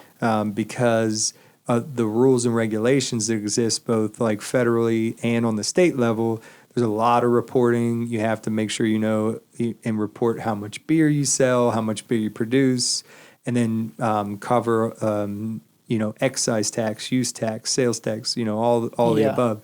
And if you miss those, then even by a little bit, then you can go down a rabbit hole, fairly quickly. And, even with that knowledge to know to do that, it's tough to keep in practice whenever you're also sometimes, the wearing all the other hats of the business. Yeah. So when you finally open, you like, let's start to, we've covered a lot so far. Okay, so you finally get open. It takes longer to get there than you planned, which feels like par for the course. When you're first opening, what were some of those initial things that either you didn't think about or like it seems like you've done a ton of research and brought in the people to fill the gaps. Right. But what were some of the things that you didn't anticipate happening or the challenges that you didn't anticipate or things that didn't quite go right? Like what were some of those initial ones in the first, we'll say 6 months to a year that were like, oh shit, like I did not account for this. Like this was way more difficult. Well, you take the time and you can sit there and write everything down on paper and go, if we sell this amount and this is how much it costs and this is, what we think we can do and this is how we set it up. And on paper you go, as long as this happens, like this is going to be... We're going to be great. Yeah, easy. Yeah. And then you realize that like early on, like almost like 30 to 50% of those pages you could just rip up because like they're useless. Yeah. So you can only like set yourself up so much. Mm-hmm. And surrounding yourself with those people helps, but at some point, like you just go. Yeah. You just open the doors and it's like trial by fire, you know? And I know people use that term a lot, but it's like you can't know how a spot that has never existed in a place where that type of business had never existed, what's going to happen, how it's going to play out. Yeah, you can research all you want. It's going to give you a good idea. Like you can make really good decisions based on that research, but once you open, it's like maybe it doesn't go. Maybe you were completely off. Like the research doesn't necessarily mean this is how this thing is going to work. Like and like there's a lot of variables there. Day of, even though like we had the soft opening, and I knew like Canonsburg was obviously a new market for the craft beer industry as a whole, but I knew like in Western Pennsylvania it was becoming really popular, but there was still that weird notion sort of in the back of my mind, like morning of, we're opening at noon, it's like 10 o'clock, and this weird thought like crept up in the back of my mind. I'm like, everything's set up, like we're as ready as we can be to this point. But that weird notion crept up that like we were going to open the doors and like no one was going to walk in. Like, not that meant we wouldn't ultimately be successful, but for some reason it was like, you just think like, oh crap, what if nobody comes? Yeah. I did all this work for like the past like 2.5 years. Sat here in the midst of this room in the dust, like thinking, how crazy I was to think this would work. And then it's still in the back of my mind, even once it was all said and done, I still was like, oh crap, what if we just sit here and and not a single person walks in? At that point, were there any breweries in Washington, or like what were? Yeah, so Cold Tipple was the first to open in the county. Okay. They had opened like while we were in the process. Okay. And then Washington Winery, which was already in existence, and we were already working with them, the Burgesses. And so they had told us about they were going to be opening a brewery as well, like in the adjacent space. And we went down, and John, took us through the building early on, and so it was like it was coming. So you were one of the first couple. It was there. Yeah. So there's like it's just, but there wasn't already like the established. Yeah. So did people show up first day? Well, luckily, like 12:02, there was 2 guys that came in. Okay. One of those guys was Brandon Newman. And Joe Miliotto, they came in to have lunch. They happened to be like in the area, knew we were going to be opening, and it was sort of like that like sigh of relief that like, okay, well at least 2 people came in. So so I thank them, for coming as quickly as they did and sort of like breaking me of that weird sort of like nervous thought. Yeah. And then the rest was a literal, like I couldn't tell you what happened for like 6 months after that. That's so of course it got real busy real fast, and we made like a bajillion mistakes. The ordering system, not having enough time to train on the POS, so I'm learning it while we're open and trying to show and trying to train everybody else. With all the planning that you did, how is that something that was I'm not missed? Sure. I think what happened was we got the system fairly late in the process. Okay. And we had like this intention of like having like a 2-week training period, and just, things got in the way and delays, and I think everybody that is not something you want to be because you got to take the time yourself to learn it so you could properly train someone else. Yeah, you can't teach somebody if you don't know how to do it. So we're trying to learn and figure out the system, while at the same time turning around and like trying to show somebody else when. Now if I needed to do it, it wouldn't be an issue because it's just something that I do all the time and it's super easy. But I can't remember what ultimately led to that, but I know that was a big sort of mistake that was made early on. That seems like that's a big one. Yeah. That's a big one because that can slow down like the speed when you're at any place like that, any restaurant or something like. The speed is something that anybody will bitch about. Right. Now, people expect it when you're opening, but that only lasts so long. Right. Like, you only get so much leeway. And if you're, trying to train people during that sounds... Well, because you have to train them on... I had to train them on that, and then also on... because I joke all the time about how when our customers come in, we have to... like do the typical things, like even like potential future employees, I always tell them like, yeah, you're going to be serving them like food, drink, but you almost also have to educate new customers as well on what the concept is, what craft beer is. Yeah. And so at the beginning, the way we set it up, I took little bits and pieces from other breweries, other places where I thought, and then I tried to improve upon it with my great plan. So I had like an ordering kiosk. So if bartenders were indisposed, you could just order your food through the kiosk. Okay. That ended up in practice way too confusing because then everyone thought they could only order food on that. Calling out the numbers for people to come pick up their food just wasn't working, especially once we started live music because then you couldn't hear it. So people weren't coming back up because they're hanging out and drinking with their friends. So a lot of the way service is set up today is very different from how it was day one in those first couple of weeks because it was just the way we had set it up. And even when I did train them, there was still a lot of confusion because of the way the service was. Anybody working in the industry, which we had a couple employees that came from a typical like bar background, was like more confused about what our concept was. So there was some issues there. How many employees did you start? When did you open with? I think we had like four bartenders, and then we had like 3 or 4 back of the house. How did you... Okay, so you have to open with people. How in the world did you determine how many... Like, how did you decide how many people to hire? I had no idea.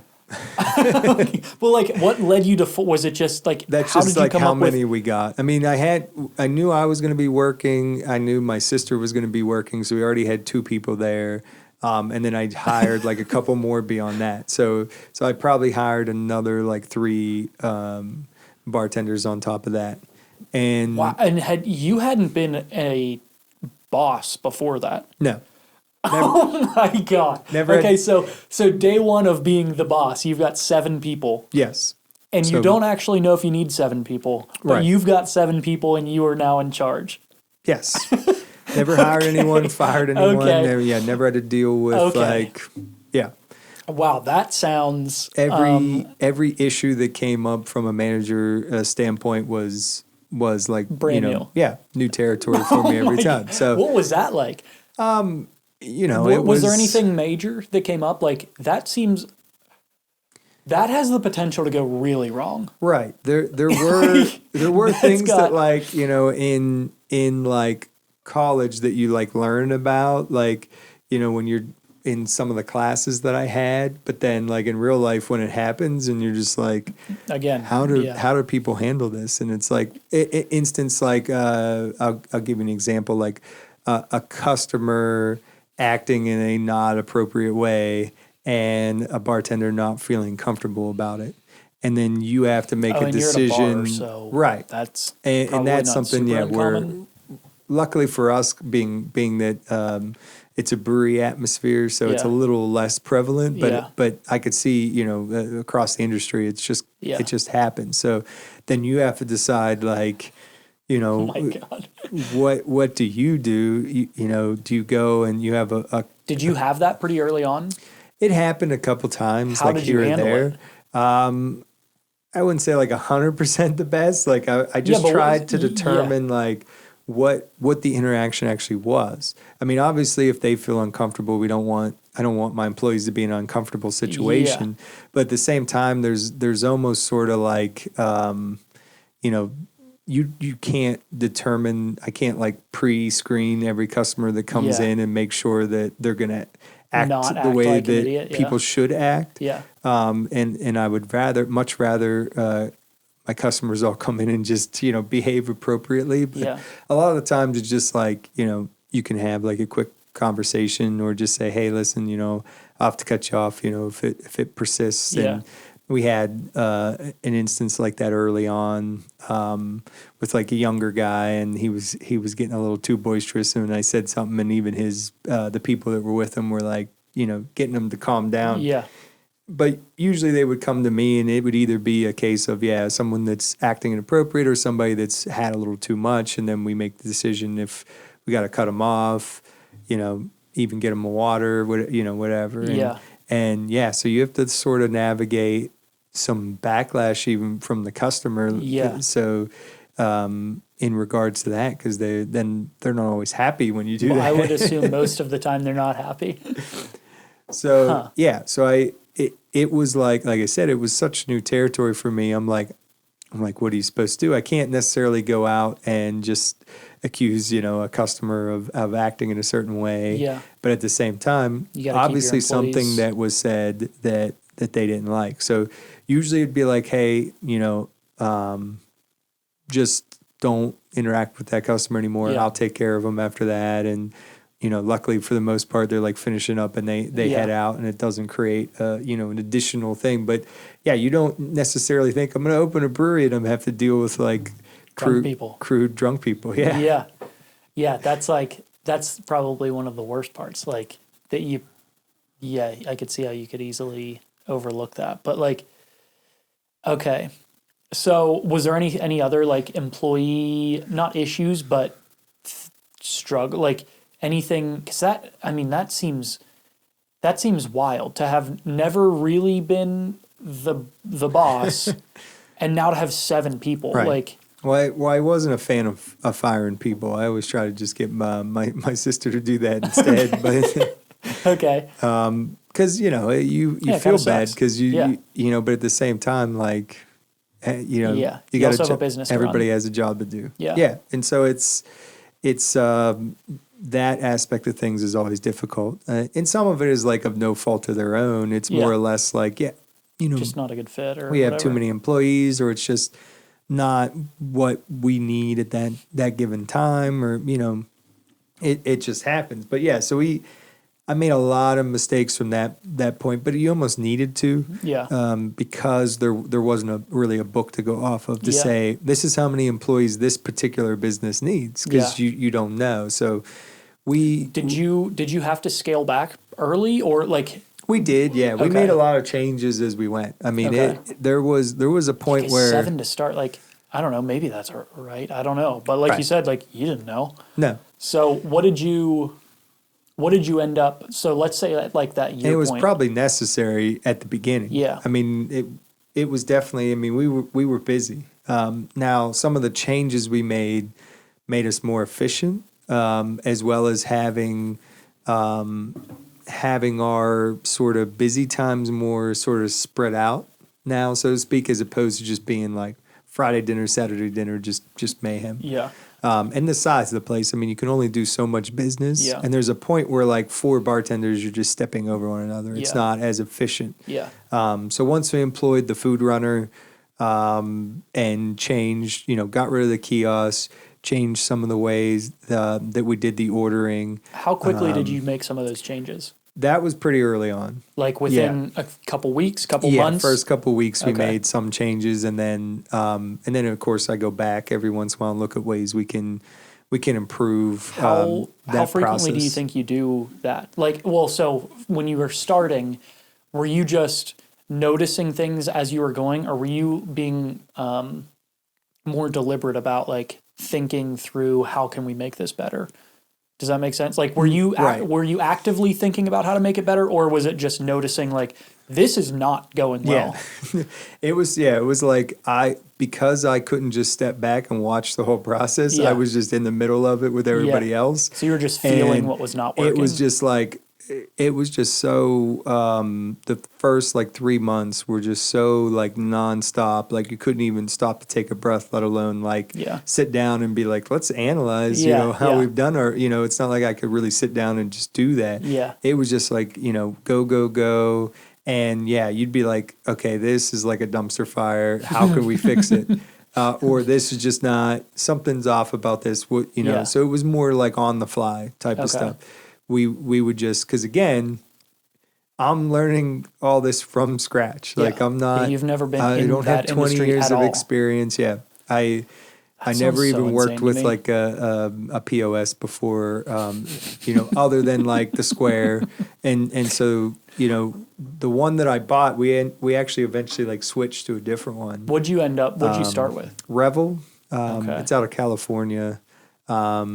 It had good reviews and it worked, but it was expensive for the process. But I liked that it worked just off of iPads. So you could actually take the iPads off and through their mobile network, you could even walk around and take orders. And then I switched to Cake probably like 2019. Okay. That just goes through Cisco, so it just made it easier. Yeah. And then there's even some integration with inventory management that Okay. you could do. So it has a little bit more like stuff tailored to what we were doing. Yeah. Okay. All right. So you're open for a little while. You've noticed a lot of blunders. Yeah. Fix some things. You opened with food, right? Yes. Okay. Yeah, initially I just wanted a really small menu. We added a little bit to it in the weeks and months like prior to, just because the concepts that I was looking at were closer to the city, and there was a lot more options for food, whereas Canonsburg didn't have as many options. Yeah. So I knew that was going to be important, and that the food trucks weren't really an option. Yeah. So having that kitchen and having at least like a 20-25 menu item was going to be like imperative for us to survive. The tap room would have been okay, but it wouldn't have been near as busy. Yeah. And the idea was, if they have food, then they come for beer, and then as they're eating their food, then they have another beer. And so every study I saw, again, back to all the paperwork stuff, showed that having food just generated more beer sales. Would you say, is the idea of Rusty, maybe it's changed, but when you started, would you say it was food forward, or maybe this isn't the right way to think about it, but like, what was the driving force? Does beer drive the food for you guys, or is it food that drives the beer? Is there any way for you to tell that? Well, I think at least from talking with customers that go to the other brewery concepts that don't have food or that primarily focus on food trucks, they will say, like, we like coming to your place because I can just come sit down inside and I can order food right off your menu. Yeah. I don't have to walk out to a truck that only sells barbecue that day or tacos that day. What if I don't like tacos? So having that variation. Well, and you have to figure out, like, when you're going to those places, because, I liked breweries, but you have to figure out, like, oh, what are they serving today? Can I eat here? Do I want to eat somewhere else? Like, how am I planning this? Where, for you guys, it's like, okay, well, I don't know. If I don't have your wings every, 2 weeks, I get a little bit bummed. So it's like, all right, well, I'm coming in for this, and I know you guys got it, but I also know everything else is good. Like, you've got a nice variety. So yeah, I can just come. I know any beer options are going to be good, and any food options, even if you're out of something that I like. It's like, it doesn't matter at this point because you've got enough variety. Right. There's always something to find. Well, I think that comes back to consistency, but then also comfortability. Yeah. And that can go with the atmosphere, that can go with the food, that can go with the beer. People like to go to places where they feel comfortable. And so if you go to, at least with the brewery concepts, some people that they haven't really gone to a lot of breweries, they'll come in and there's sort of that uncomfortable feeling of, what do I do? What is this? What if I order? What beer do I want? Oh, now I got to come in here and get my beer, and then I got to send somebody to walk out and try to figure out what's up with this food truck. Yeah. Or if there's not a tap room, sometimes they'll offer, you could just order food and have it delivered, but that makes some people uncomfortable. So I think that's a really good point, actually. You guys have done, I've not thought about it in that way. You guys have done really well, because I actually noticed this based on the types of people that are in there. Because when you go to a brewery in Lawrenceville or something, this is definitely simplified, but in general, there is a certain vibe amongst the whole place. You guys have a very broad spectrum of clients or guests. And I think that does, because you have options for people that are, well, I only drink Miller Lite. Well, you've got something like not similar, but for a brewery, it's like this is Right. Yeah. My girlfriend's a good example. She doesn't love like craft beer. Right. So the cream ale is Exactly. like that entry level is what way I like to refer to it as. Yeah. Like you're so not. like she started with that, and then actually when we were there, I don't know, like Saturday, she tried the blood orange, and I was like, okay, well, this is the like. Yeah. I'm like graduating into the Right. next phase. But yeah, you guys have done, and like you said, you made it easy for, you haven't required them to learn in order to enjoy the place. Because like you said, there's also not a ton of places in Canonsburg. So you've made it very simple for anybody, even if you're not into craft beer, you can come in and say, okay, well, this operates like any restaurant that I've ever been to where I had to go up to order. Right. Other than that, like, sure, maybe you have to describe to me what these beers are, but that's the only learning. That's where the education part comes in. And I think that's important too, because you do get people that are used to, chains where you stand there, someone comes and greets you, you sit down, they hand you, a menu with pictures on it, you point to the thing you like, and they bring it out to you. And so our concept then is a little bit different. And so catching people that early on that you can tell are like, I'm not exactly sure what's going on. Yeah. When they realize, hey, there's just like a chalkboard menu. Yeah. We're only carrying beers, that we produce or that's made locally. Yeah. You can't get Tito's, but we do have some, so you almost have to stylize each interaction with your customers based on their own individual breadth of knowledge in the industry. So you get some people that obviously they're regulars. They come in, there's a blood orange waiting for them when they sit down. Yeah. Other customers, they come in and they know the drill because they've been in before. Yeah.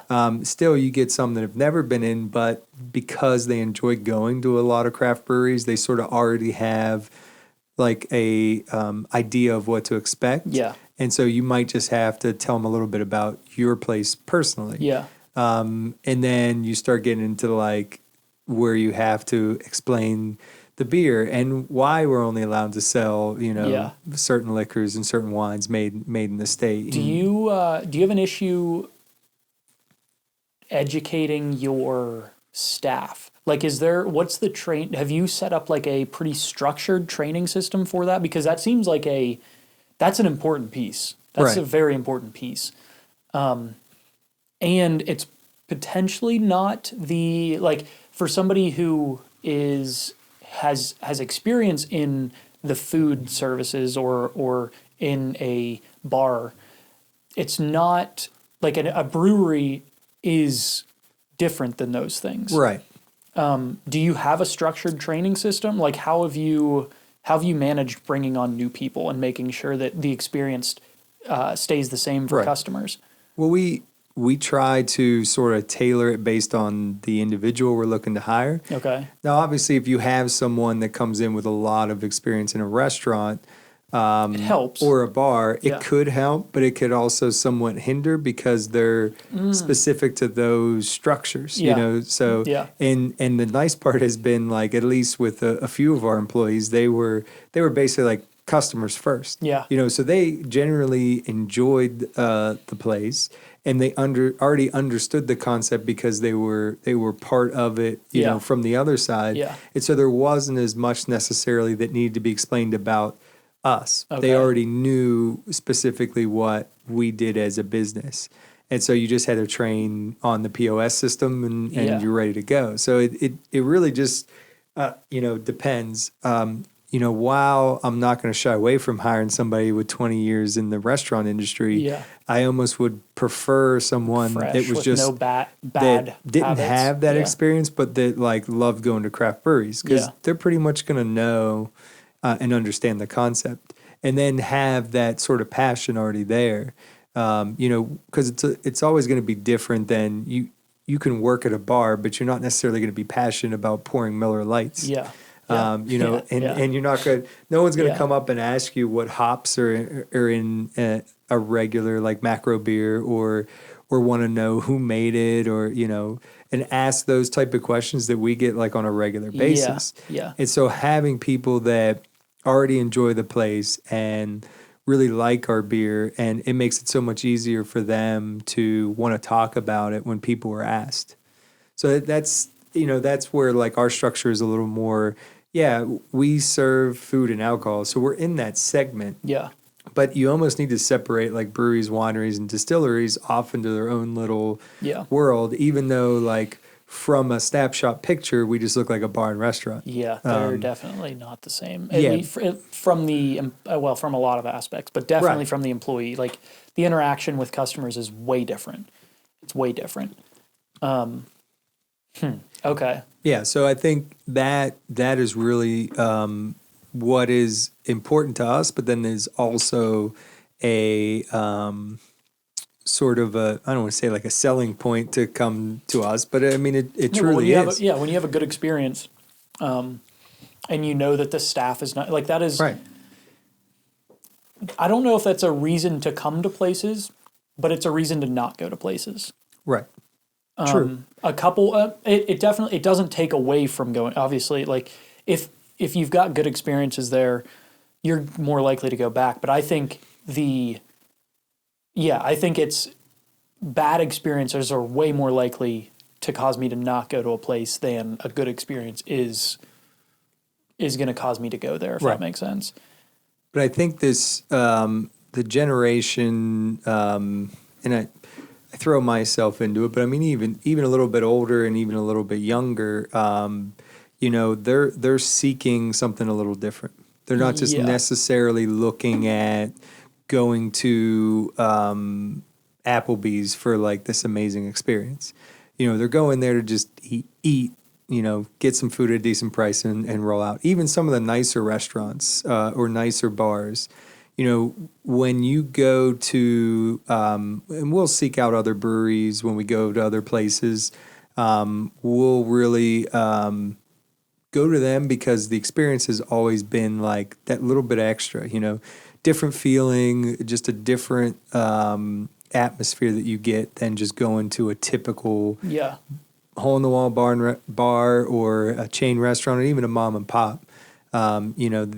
You go in, it's almost like you go through those steps. You walk in, you sit down, you get your drink, They ask you appetizers, you get your food, you maybe have dessert, you have another drink, and then you roll out. Or, you sit at the bar and have a couple of drinks with your friends, and then you roll out. Whereas, when I've gone to like breweries, you'll start talking to people. They might, come in the back, come check this out, or or here, try this one, and there's more of like a curated experience that you'll find, whether it's a distillery, whether it's a winery, and they're all different. I mean, you're going to get different experiences from each one, but that's what makes our industry so unique. You almost can never go to the same one twice. Yeah. We might have similarities. We also have a lot of differences, but you go, like you said, some have food trucks, some have no food, some have like a giant menu, some have like just like a tap room menu. Yeah. And, so there's something I think that really just draws me and makes me like enjoy the fact that I get to be a part of that, just the one little slice of like this cool sort of concept that has evolved over the last like, at least in our area over the last like decade plus, but even in the nation as a whole has sort of become like our generation's like, corner bar, the old Cheers where everybody knows your name, except Cheers is now a craft brewery, selling IPAs. Yeah. That's kind of cool. Okay. So the employee, we were on the employee thing for a little while there. Right. So we, okay. So let's kind of move from there, unless there's anything else, because that was something we've already covered it. Yeah. But it's important. It's something that, I never really like set out obviously to have like that employee handbook. I mean, it's something that I think is really important. Yeah. And it's something that like I'll slowly add just for future because it's easier when I'm there every single day and when I only have a couple employees and I know them. But as time goes on, it's not scalable. It's going to become important that you need to have a playbook. You need to have something, it's fine because, like, if something comes up, I could just go, hey, here's what you got to do. Yeah. I'm right there. So I can even do, it's basically like on-the-job training. But if I get to a point where, and hopefully, where we grow and I can't just do every single thing day to day and be ingratiated into every processes, then I have to make sure that there's a playbook to know here's what you need to do, here's how it needs to be done, here's what happens if it doesn't happen. And so I'm in the process, that's where I'm at now, sort of. I'm sort of going back and that's actually, you've got a several different, like, worlds within there too, because you've got the brewing side. Right. You've got the food side, you've got the front side, and clearly all of those are very different, but the experience of each of those is very important. Right. And you have your hand in all of that, but you probably know some better than others, like, I would imagine. Okay, so let's move on from that. I feel like we could spend some time on that. Yeah. But, we could talk about the many mistakes that were made when it came to that side of things. And again, I'm way better than where I was. I always joke and said if I was opening a brewery now, it'd be way easier. Yeah. And I'd have a much better standpoint of how to prepare before I open to make sure that it not necessarily smooth. Because there's still, but I would be that much further ahead. Yeah. There would be there wouldn't have been, a year of just like figuring it out, then a year of struggling, then a year of trying to fix that, and then COVID. And that to me, like, I know we talked about the manager thing. That to me was probably one of the most difficult situations that you could be put in as a manager. The COVID piece? Oh, yeah. Yeah. I mean, that... we'll go straight to that then. How did you... I imagine you had to let some people go during that, or no? Because of our size, thankfully, and the fact that, like I said, we're almost like a small family. So knowing and some being family and actual family and some being friends, that like we stayed open enough to be able to like throw them each some hours here or there. Worked on as many different like things like partial unemployment. Now some of our workers also have full-time jobs, and only just work for us part-time. So that wasn't as like imperative for them. And then partial unemployment, I worked on PPP loans. I mean, it was a lot of the hardest part was just the unknown. We didn't know what was going to happen until it happened. Like one day you're like, I'm out there like serving lunch and, and it was in March or whatever. And then like 5 o'clock, the news comes on and they have a statement. And it's like, all right, well, effective at, 2 o'clock tomorrow, we're shut down. Yeah. And you're just like, crap. Like you can't like, there was no way to pre-plan for what was going to happen because nobody knew. Yeah. PLCB's sending us legislation like a week after the announcements are being made. And even when I would call them, they're like, we have a guy whose sole job is just watch the reports that you see live on the news. And then we send it to lawyers, and then they come back and we release a statement out to all PLCB, licensees as to what the legalities are and what they have to now follow. And so it was just... and then it started getting really like muddled because you as a business owner sit there and watch other businesses. Some decided to stay open. Some decided to completely close. Some did the best they could. Everybody was sort of like... There's no playbook for that. They were sort of figuring out. Some said, screw it. We just need to stay open because we need to make money. Some just didn't care. Yeah. Some were really worried. I don't...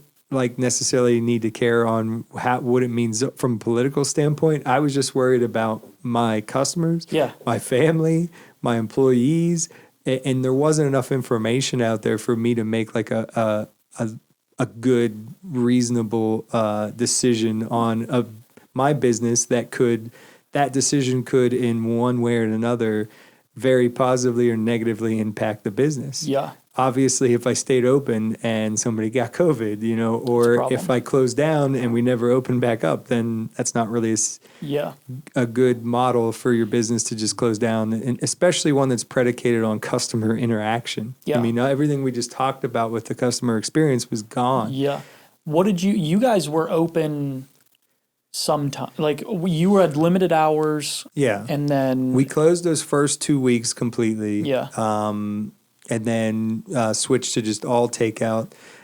We implemented like takeout specials. We did the cabin fever. I was delivering personally, like to within a 5-mile radius.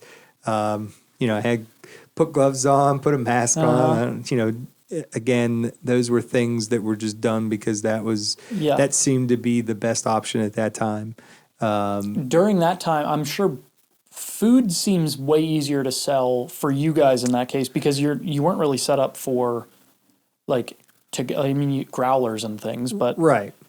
We didn't have the biggest drawback was that a lot of breweries that were canning, they were sending like pallets out to the grocery stores because they were the only thing that was open. Yeah. So grocery stores were in turn buying like pallets from local breweries of cans to help like keep them going through the whole thing.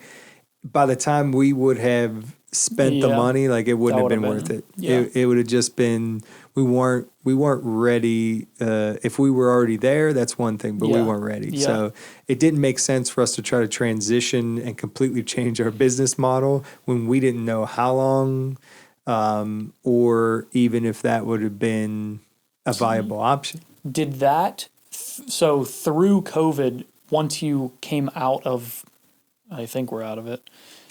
I think. Have you considered now like having that as getting into the canning as not as a backup, but just as another way to kind of maybe solidify the foundation? Like, is that an option, or is it almost like I don't know what the cost of entry into that is. Like, I don't know enough about that. It's an option at a particular size. Okay. And we're not. We're in the process of trying to move towards that. Yeah. We're just not there yet. Okay. At the size that we're at, canning is not really like a profitable venture. Okay. You're just basically taking a product that I could sell to you in a glass, and you're putting it in a more expensive can and selling it in most cases at a lesser rate, a lesser value. Okay. I mean, even if you look at a growler is basically the equivalent of 5.5 12-ounce beers. When I charge it new to a customer, it's $20. They come back, refill it, it's 16. So a 6-pack, which is 6 ounces more than that, you're looking at, if I do cans, you're looking at six cans, 6 labels, some form of packaging, some form of distribution. Cost for everybody goes up. What's the cost to get into canning? Roughly, obviously. If you buy now again, it just depends on like how automated. Now you can make it super manual, but then you're paying a person for each line of the process. Yeah. But a mostly automated system probably runs used around like 80 to 100,000. That is so much more. Oh my God, that is so much more than I thought. Brewing is not a cheap. Shit. It's not a cheap process at scale. And so every time you want to jump or try to do something else. I was expecting like 10 to 20 grand maybe. Well, that's so okay. And that was still only mostly automatic. Oh my God. That is so much higher than I thought. Yeah. Okay, that makes a lot of sense. But there are even like lines beyond that where you're getting like 250, 300,000 where it's like the whole process is automated. Because you got to think that cans are coming in on a pallet. Somebody has to take all those cans off and line them up on a tray so they can run through the system. What's the difference between I guess, okay, so I'm like thinking of it as compared to a distillery. Right. What You're looking at volume then on that end, because with a distillery, they're filling up, but like the cost to do that. Right. Because it's a little different because they don't have to necessarily do it pressurized, just because of the alcohol content. So with the distillery, they can hand bottle. Yeah. I mean, we can hand can, but you'd never make any money doing that. You can get to a point where you could probably build out a cheap, almost 100% manual canning line that maybe only cost a couple grand. You could probably get 5, 8. Bottling or canning? Either or. Okay. Bottling and canning are the cost of the equipment's about the same. The difference comes down to the cost of a 12-ounce bottle costs almost double what a 12-ounce aluminum can costs. So it's not completely double, but it's definitely way more expensive, especially if you're doing a lot. But where the problem lies into is quantity. So, if I'm paying somebody $12 an hour to sit there and hand bottle beer, they can only do maybe 200-300 bottles in a shift, and that's not hardly even worth even thinking about, because you need to be doing tens of thousands to even make it worth doing. Oh my God! Okay. Yeah, because a lot of the times, even contract brewing, some of those lines that they'll run, like out in Latrobe, and that is 1 million can lines. My God! They'll run 1 million cans. Now that's more beer than we produce an entire year. So it doesn't make any sense for us to sit there and put it all into cans or bottles. The area where we find the best route basically to go on for craft breweries is to build out a production facility, open a few locations, facilitate those locations. Yeah. That's where your highest sort of value is. And then any additional beer can then be distributed through sixtels and then bottled or canned. But realistically, because the margins are so low on that is seen almost more as like marketing or a way to increase your brand reach. Yeah. Well, so through COVID, were you almost exclusively, you had to almost exclusively be selling growlers then? And I'm assuming your sales for that stuff, like food, like I said, food seems pretty easy to sell, especially since you guys have like good food there's not a ton of options for the things that you have in the area. Right. Or at least in Canonsburg. So beer sales, how were you able to sustain that? Like, right. Yeah. We had a lot of beer sitting around for a long period of time because we had nowhere to move it. Everything was predicated on selling growlers to go. And so the beer sales obviously dropped dramatically. Yeah. Now, at the beginning, we didn't see a huge loss those first couple weeks. We were selling a ton more wings. Obviously, that was the easiest thing. And then Lent came along, so we were still doing, because all the churches didn't do Lent. So we sold a lot of fish to go. And so those first couple really good weeks, fish sandwiches too. Well, that helps too. Yeah. But so the problem we ran to was like after that, it kind of like fizzled out. Yeah. And we had to start like making decisions. So they allowed us to open back up at like a reduced rate. It was 50% for a little while there. Yeah. And then that was like in June, I believe, was when the 2 weeks that lasted like eight weeks. Yeah. So like in that time we were able to open back up at 50%, and then like they switched fairly quickly down to the 25, which just really didn't make sense. It's like 13 people. Yeah. So it didn't make sense to open the doors just to do that. Yeah. So we just decided, we were like, hey, we're just gonna close. Went away and just spent some time up north where it was even less sparsely populated, and spent some time up at our cottage. And I really thought like, okay, I got to come up with some kind of plan just to figure out, what to do. So when you closed, how long did you know how long you could be closed? No.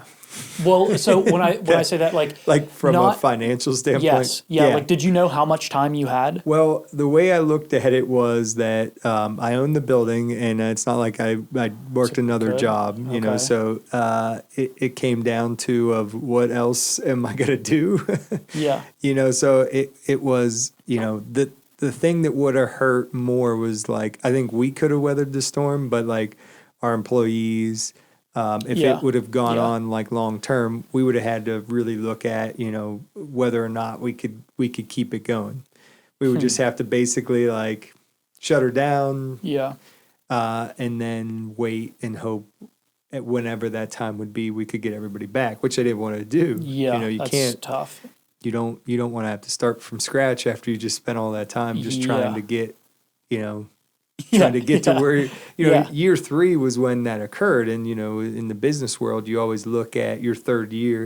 You know, first year is just, you know, a crapshoot. Mm-hmm. Second year is like, okay, we need to like start figuring things out. And then third year is really like your make it, break it. You know, so my make it, break it year was like, I basically got blown out of the, I mean, we did really well. Our best January that year, our best February. Things were looking good. We made some adjustments with our costs, with our prices. We dialed everything in, like employee-wise, service-wise. Basically, what you see now when you come in there, that was where we really like initialized that and got it to not its most efficient point, but got it to where I was comfortable, and then we could just make small adjustments as we went, and then everything went after that. Did you use some of that downtime to further look at some of those processes and like did you use the time that you had to think through some of that, or was it kind of like just trying to survive, or those actually might go hand in hand? Some of each. It was a lot of just figuring out ways to survive, like what do we need to do so that we could just keep going, and you know, I sort of all the like benefits and things that where I started to like actually make like headway. I sort of just had to like drop, and it just became like survival mode instead. And you know, it was unfortunate, but it's like, okay, well, once we get on the back end, if we make it through this, then you're in a good spot. Things we can work towards other things. We can't control this, you know. So I did the barriers. We did what we had to do. We closed down. We closed down, but then I thought, okay, we should at least open like on Fridays just to do growler fills, because I know there'll still be people that want to come, and like we need to still maintain a presence, you know. Yeah, you don't want to go completely dark. Plus, then I didn't want the beer just, you know, the longer it sat, you know, it has a shelf life at some point. At that point, how frequently do you guys produce beer? Typically like a batch a week. So 7-barrel batch every week. So you shut down. How much do you think you actually had on hand at that point? We still had a decent amount. I mean, typically we were making 8 beers, of obviously varying amounts at that time. So, you know, probably 12 to 1,400 gallons of beer on hand. How long would that typically last? It just depends. No like alcohol content determines some of that. Like obviously higher ABV stuff will last longer. We typically, you know, beer doesn't really go bad, so to speak, but it does start to lose its flavor profile. Yeah. It will, in some cases, you know, and obviously in packaged containers, start to like skunk or go flat, and that's just no longer like quality becomes an issue. So a lot of times we'll go like at 6 months, if we still have something left, it becomes like we'll put it on, we'll taste it. If it tastes good, we serve it. If it doesn't taste to our standards, then it gets dumped. So did you stop producing at that point? We did dial back our production like heavily. We were not going through. I think the Irish Stout, which went on like right for St. Patrick's Day, which was that was the last week. Yeah. And so that kind of, I think that ended up being on almost a year. Wow. And, you know, and then even the distribution side, you know, pretty much shut down because most of the places were closed. So we went from selling like maybe 20, 25 kegs a month to like 2. Few places that were still open that were actually doing draft beer. But yeah, it picked back up on the other side, but it really was a sort of dead moment where it was like, well, there's no point in brewing this beer because we don't know how long. So we started really only just brewing like the couple like core, like Serious Business, Cream Ale, Pike Street, and we really weren't brewing like seasonals because they were going to go way past the season. Yeah. So yeah, we completely almost stopped brewing for a time being, just to wait until, and then of course then on the back end it was a little bit harder because then all of a sudden when it ramped up, everybody was wanting beer because some of the places we distributed to were having issues getting some of the national either craft brands or even things like Yingling or Sam Adams. They were having trouble getting, so we actually were able to sell a decent amount to move it quicker on the back end. So it was a lot of fun. We sat. I mean, there's a lot of good learning there, though. Okay. We're at about 2 hours and 15 minutes at this point. Yeah. I'm sure there's a lot that we could cover in a second episode. But is there any other issues or challenges or anything like that we haven't touched on that you think were really important, that were like good learning experiences for you? Let me think. Well, I guess, you kind of just have to be willing to like do something. Like the whole notion, like I said from the beginning, was like the fear of it not working. Like if I would have just gave into that, then I wouldn't be where I was today. And even like in the process, there were times where it was like maybe this, where we struggled. There were times where you could just be like, you know what, this doesn't work. There were plenty of points where I could have jumped off the ship, or just never got on. Yeah. Well, I feel like to open a business, you've got to be inclined to taking risk as is. Right. Like that's not something you do if you're not into risk taking. Like, true. There's no there's absolutely zero guarantee that this thing is going to work. But I think there's that sort of thing that just exists where even though there's fear, there's still that like, well, I just don't want to risk it because if I fail or if I don't want to look stupid or I don't want people to say like, why did he do that? But I made plenty of mistakes, but the almost trying to be perfect is like a worse notion of saying like, well, I won't fail if I'm perfect, but there's no such thing as like, you might get lucky and you might just like kill it out the gate, but that's not realistic. And even from talking to guys that have been in the industry for a long time and from podcasts and guys that are like CEOs of their company, they all agree that they wouldn't be where they were had they not failed at like a bunch of stuff along the way. You don't learn about those things that you don't already know about until you've had to deal with them in that situation. Like until you've failed to that point where it's like, oh, I didn't know that this was even an option. Right. You don't know about those things. Like the finances. It's like, oh, well, I thought I was doing well, but my numbers aren't great. And then you realize, wait, maybe there's more here. Or, oh, I opened and I thought I was going to have, I thought we needed this many, but guess what? We don't. And maybe that sucked at the beginning, and maybe that sucked at the time, but now I at least know how to, when you're opening a new place or expanding or doing whatever that is, like, you can't, that's... And that's where I think fearing failure, you almost need to embrace it. No one's going to come out and say, I want you to fail.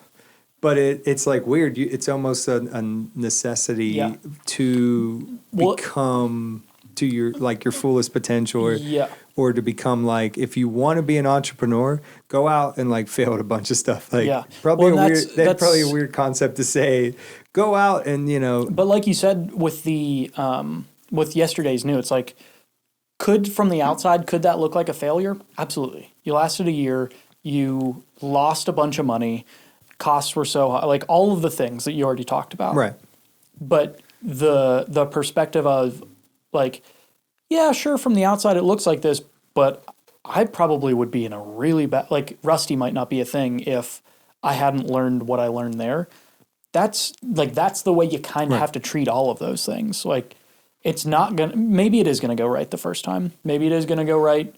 Like maybe it works out, but also maybe it doesn't. And as long as the perspective is, hey, I can learn from this. Right. That's not to guarantee success afterwards, but it at least puts you in a better spot to succeed. Right. And maybe there's 3 failures or maybe there's 17 failures, but as long as they're learning experiences and not failures, then they're not really failures. Yeah.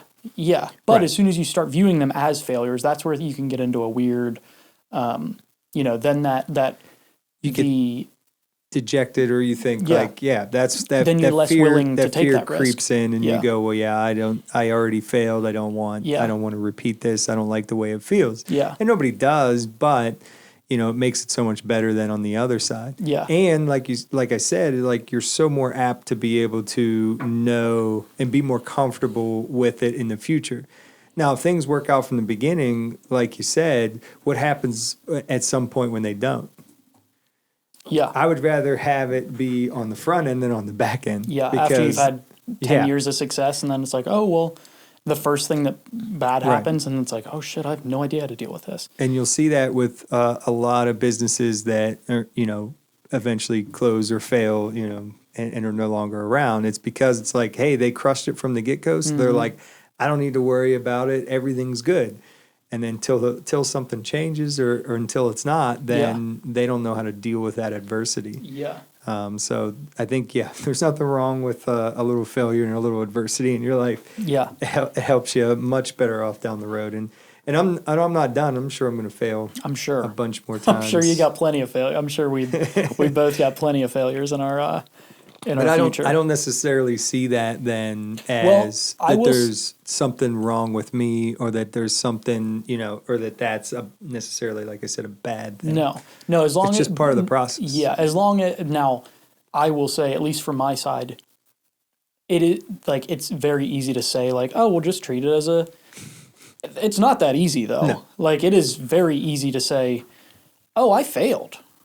I've completely failed it. Like I did, like this has been a complete failure and I should never do this again and all of that. Like that is the way easier way to look at it. But, and like it takes some convincing to realize, oh, well, okay, like let's try to spin how do we spin this? Okay, well, I did learn this. I wouldn't have learned this if I hadn't failed. Right. But that perspective, like that's the only way to move forward and not have wasted that time. Because there is something to learn from it. It's just like you gotta trick yourself into thinking it that way, or just switch. Like it just, you gotta view it as a learning thing, not as a failure thing. Right. Which is not easy, but it's another step, another chapter. Yeah. And then you use that, and then eventually, like you might not even think about it actively, but you'll be doing something. You go, oh wait. I wouldn't, This is that time I messed up. Yeah, I wouldn't even have known where to start. But now it's like, okay, I just know I do X, Y, and Z. Yeah. Everything's cool. You don't panic because it's like I've walked that walk. Yeah. I've screwed it up, so now I know how to not screw it up. Yeah.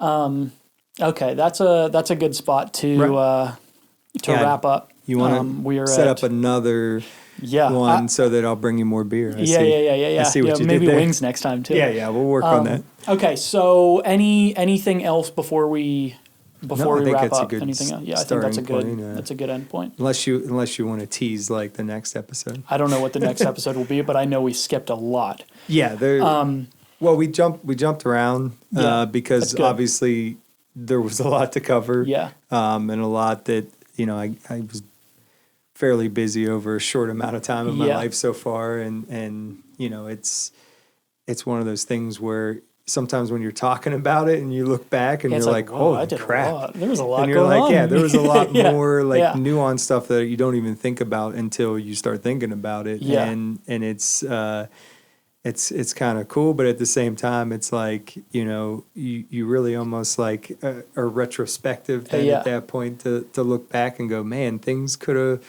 went this way or that way, but this is how they went. And, and I wouldn't change it. Yeah. Good, bad, or indifferent.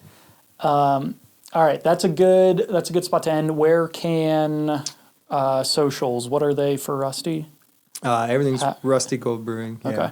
RustyGoldBrewing.com, on Facebook, Instagram, maybe someday TikTok. All those links will be down below. And yeah, that's it. All right. That is another episode of Clearing the Way. Thank you for coming on. Appreciate I'm sure we'll have a Thanks second episode. Maybe we'll dive into the employee. We'll focus a little bit more on the employee stuff because I think there's a lot. Like just your experience there, I think is. I think that's something that could be even further dove into. Yeah, definitely not divin. Sure. Why not? We'll div into it. Yeah. But thanks for coming on. Yeah, it's great. Beer's great. Visit Rusty Gold if you want some fantastic wings, some fantastic hummus, and some fantastic beer and whatever else they've got. Till next time, thanks for watching. Subscribe, leave a review, do all those things for me. See you next time. Thanks. Thanks for listening, watching, wherever you're consuming this. I'm your host, Bradley Martin, and this is Clearing the Way, a resource for small business owners.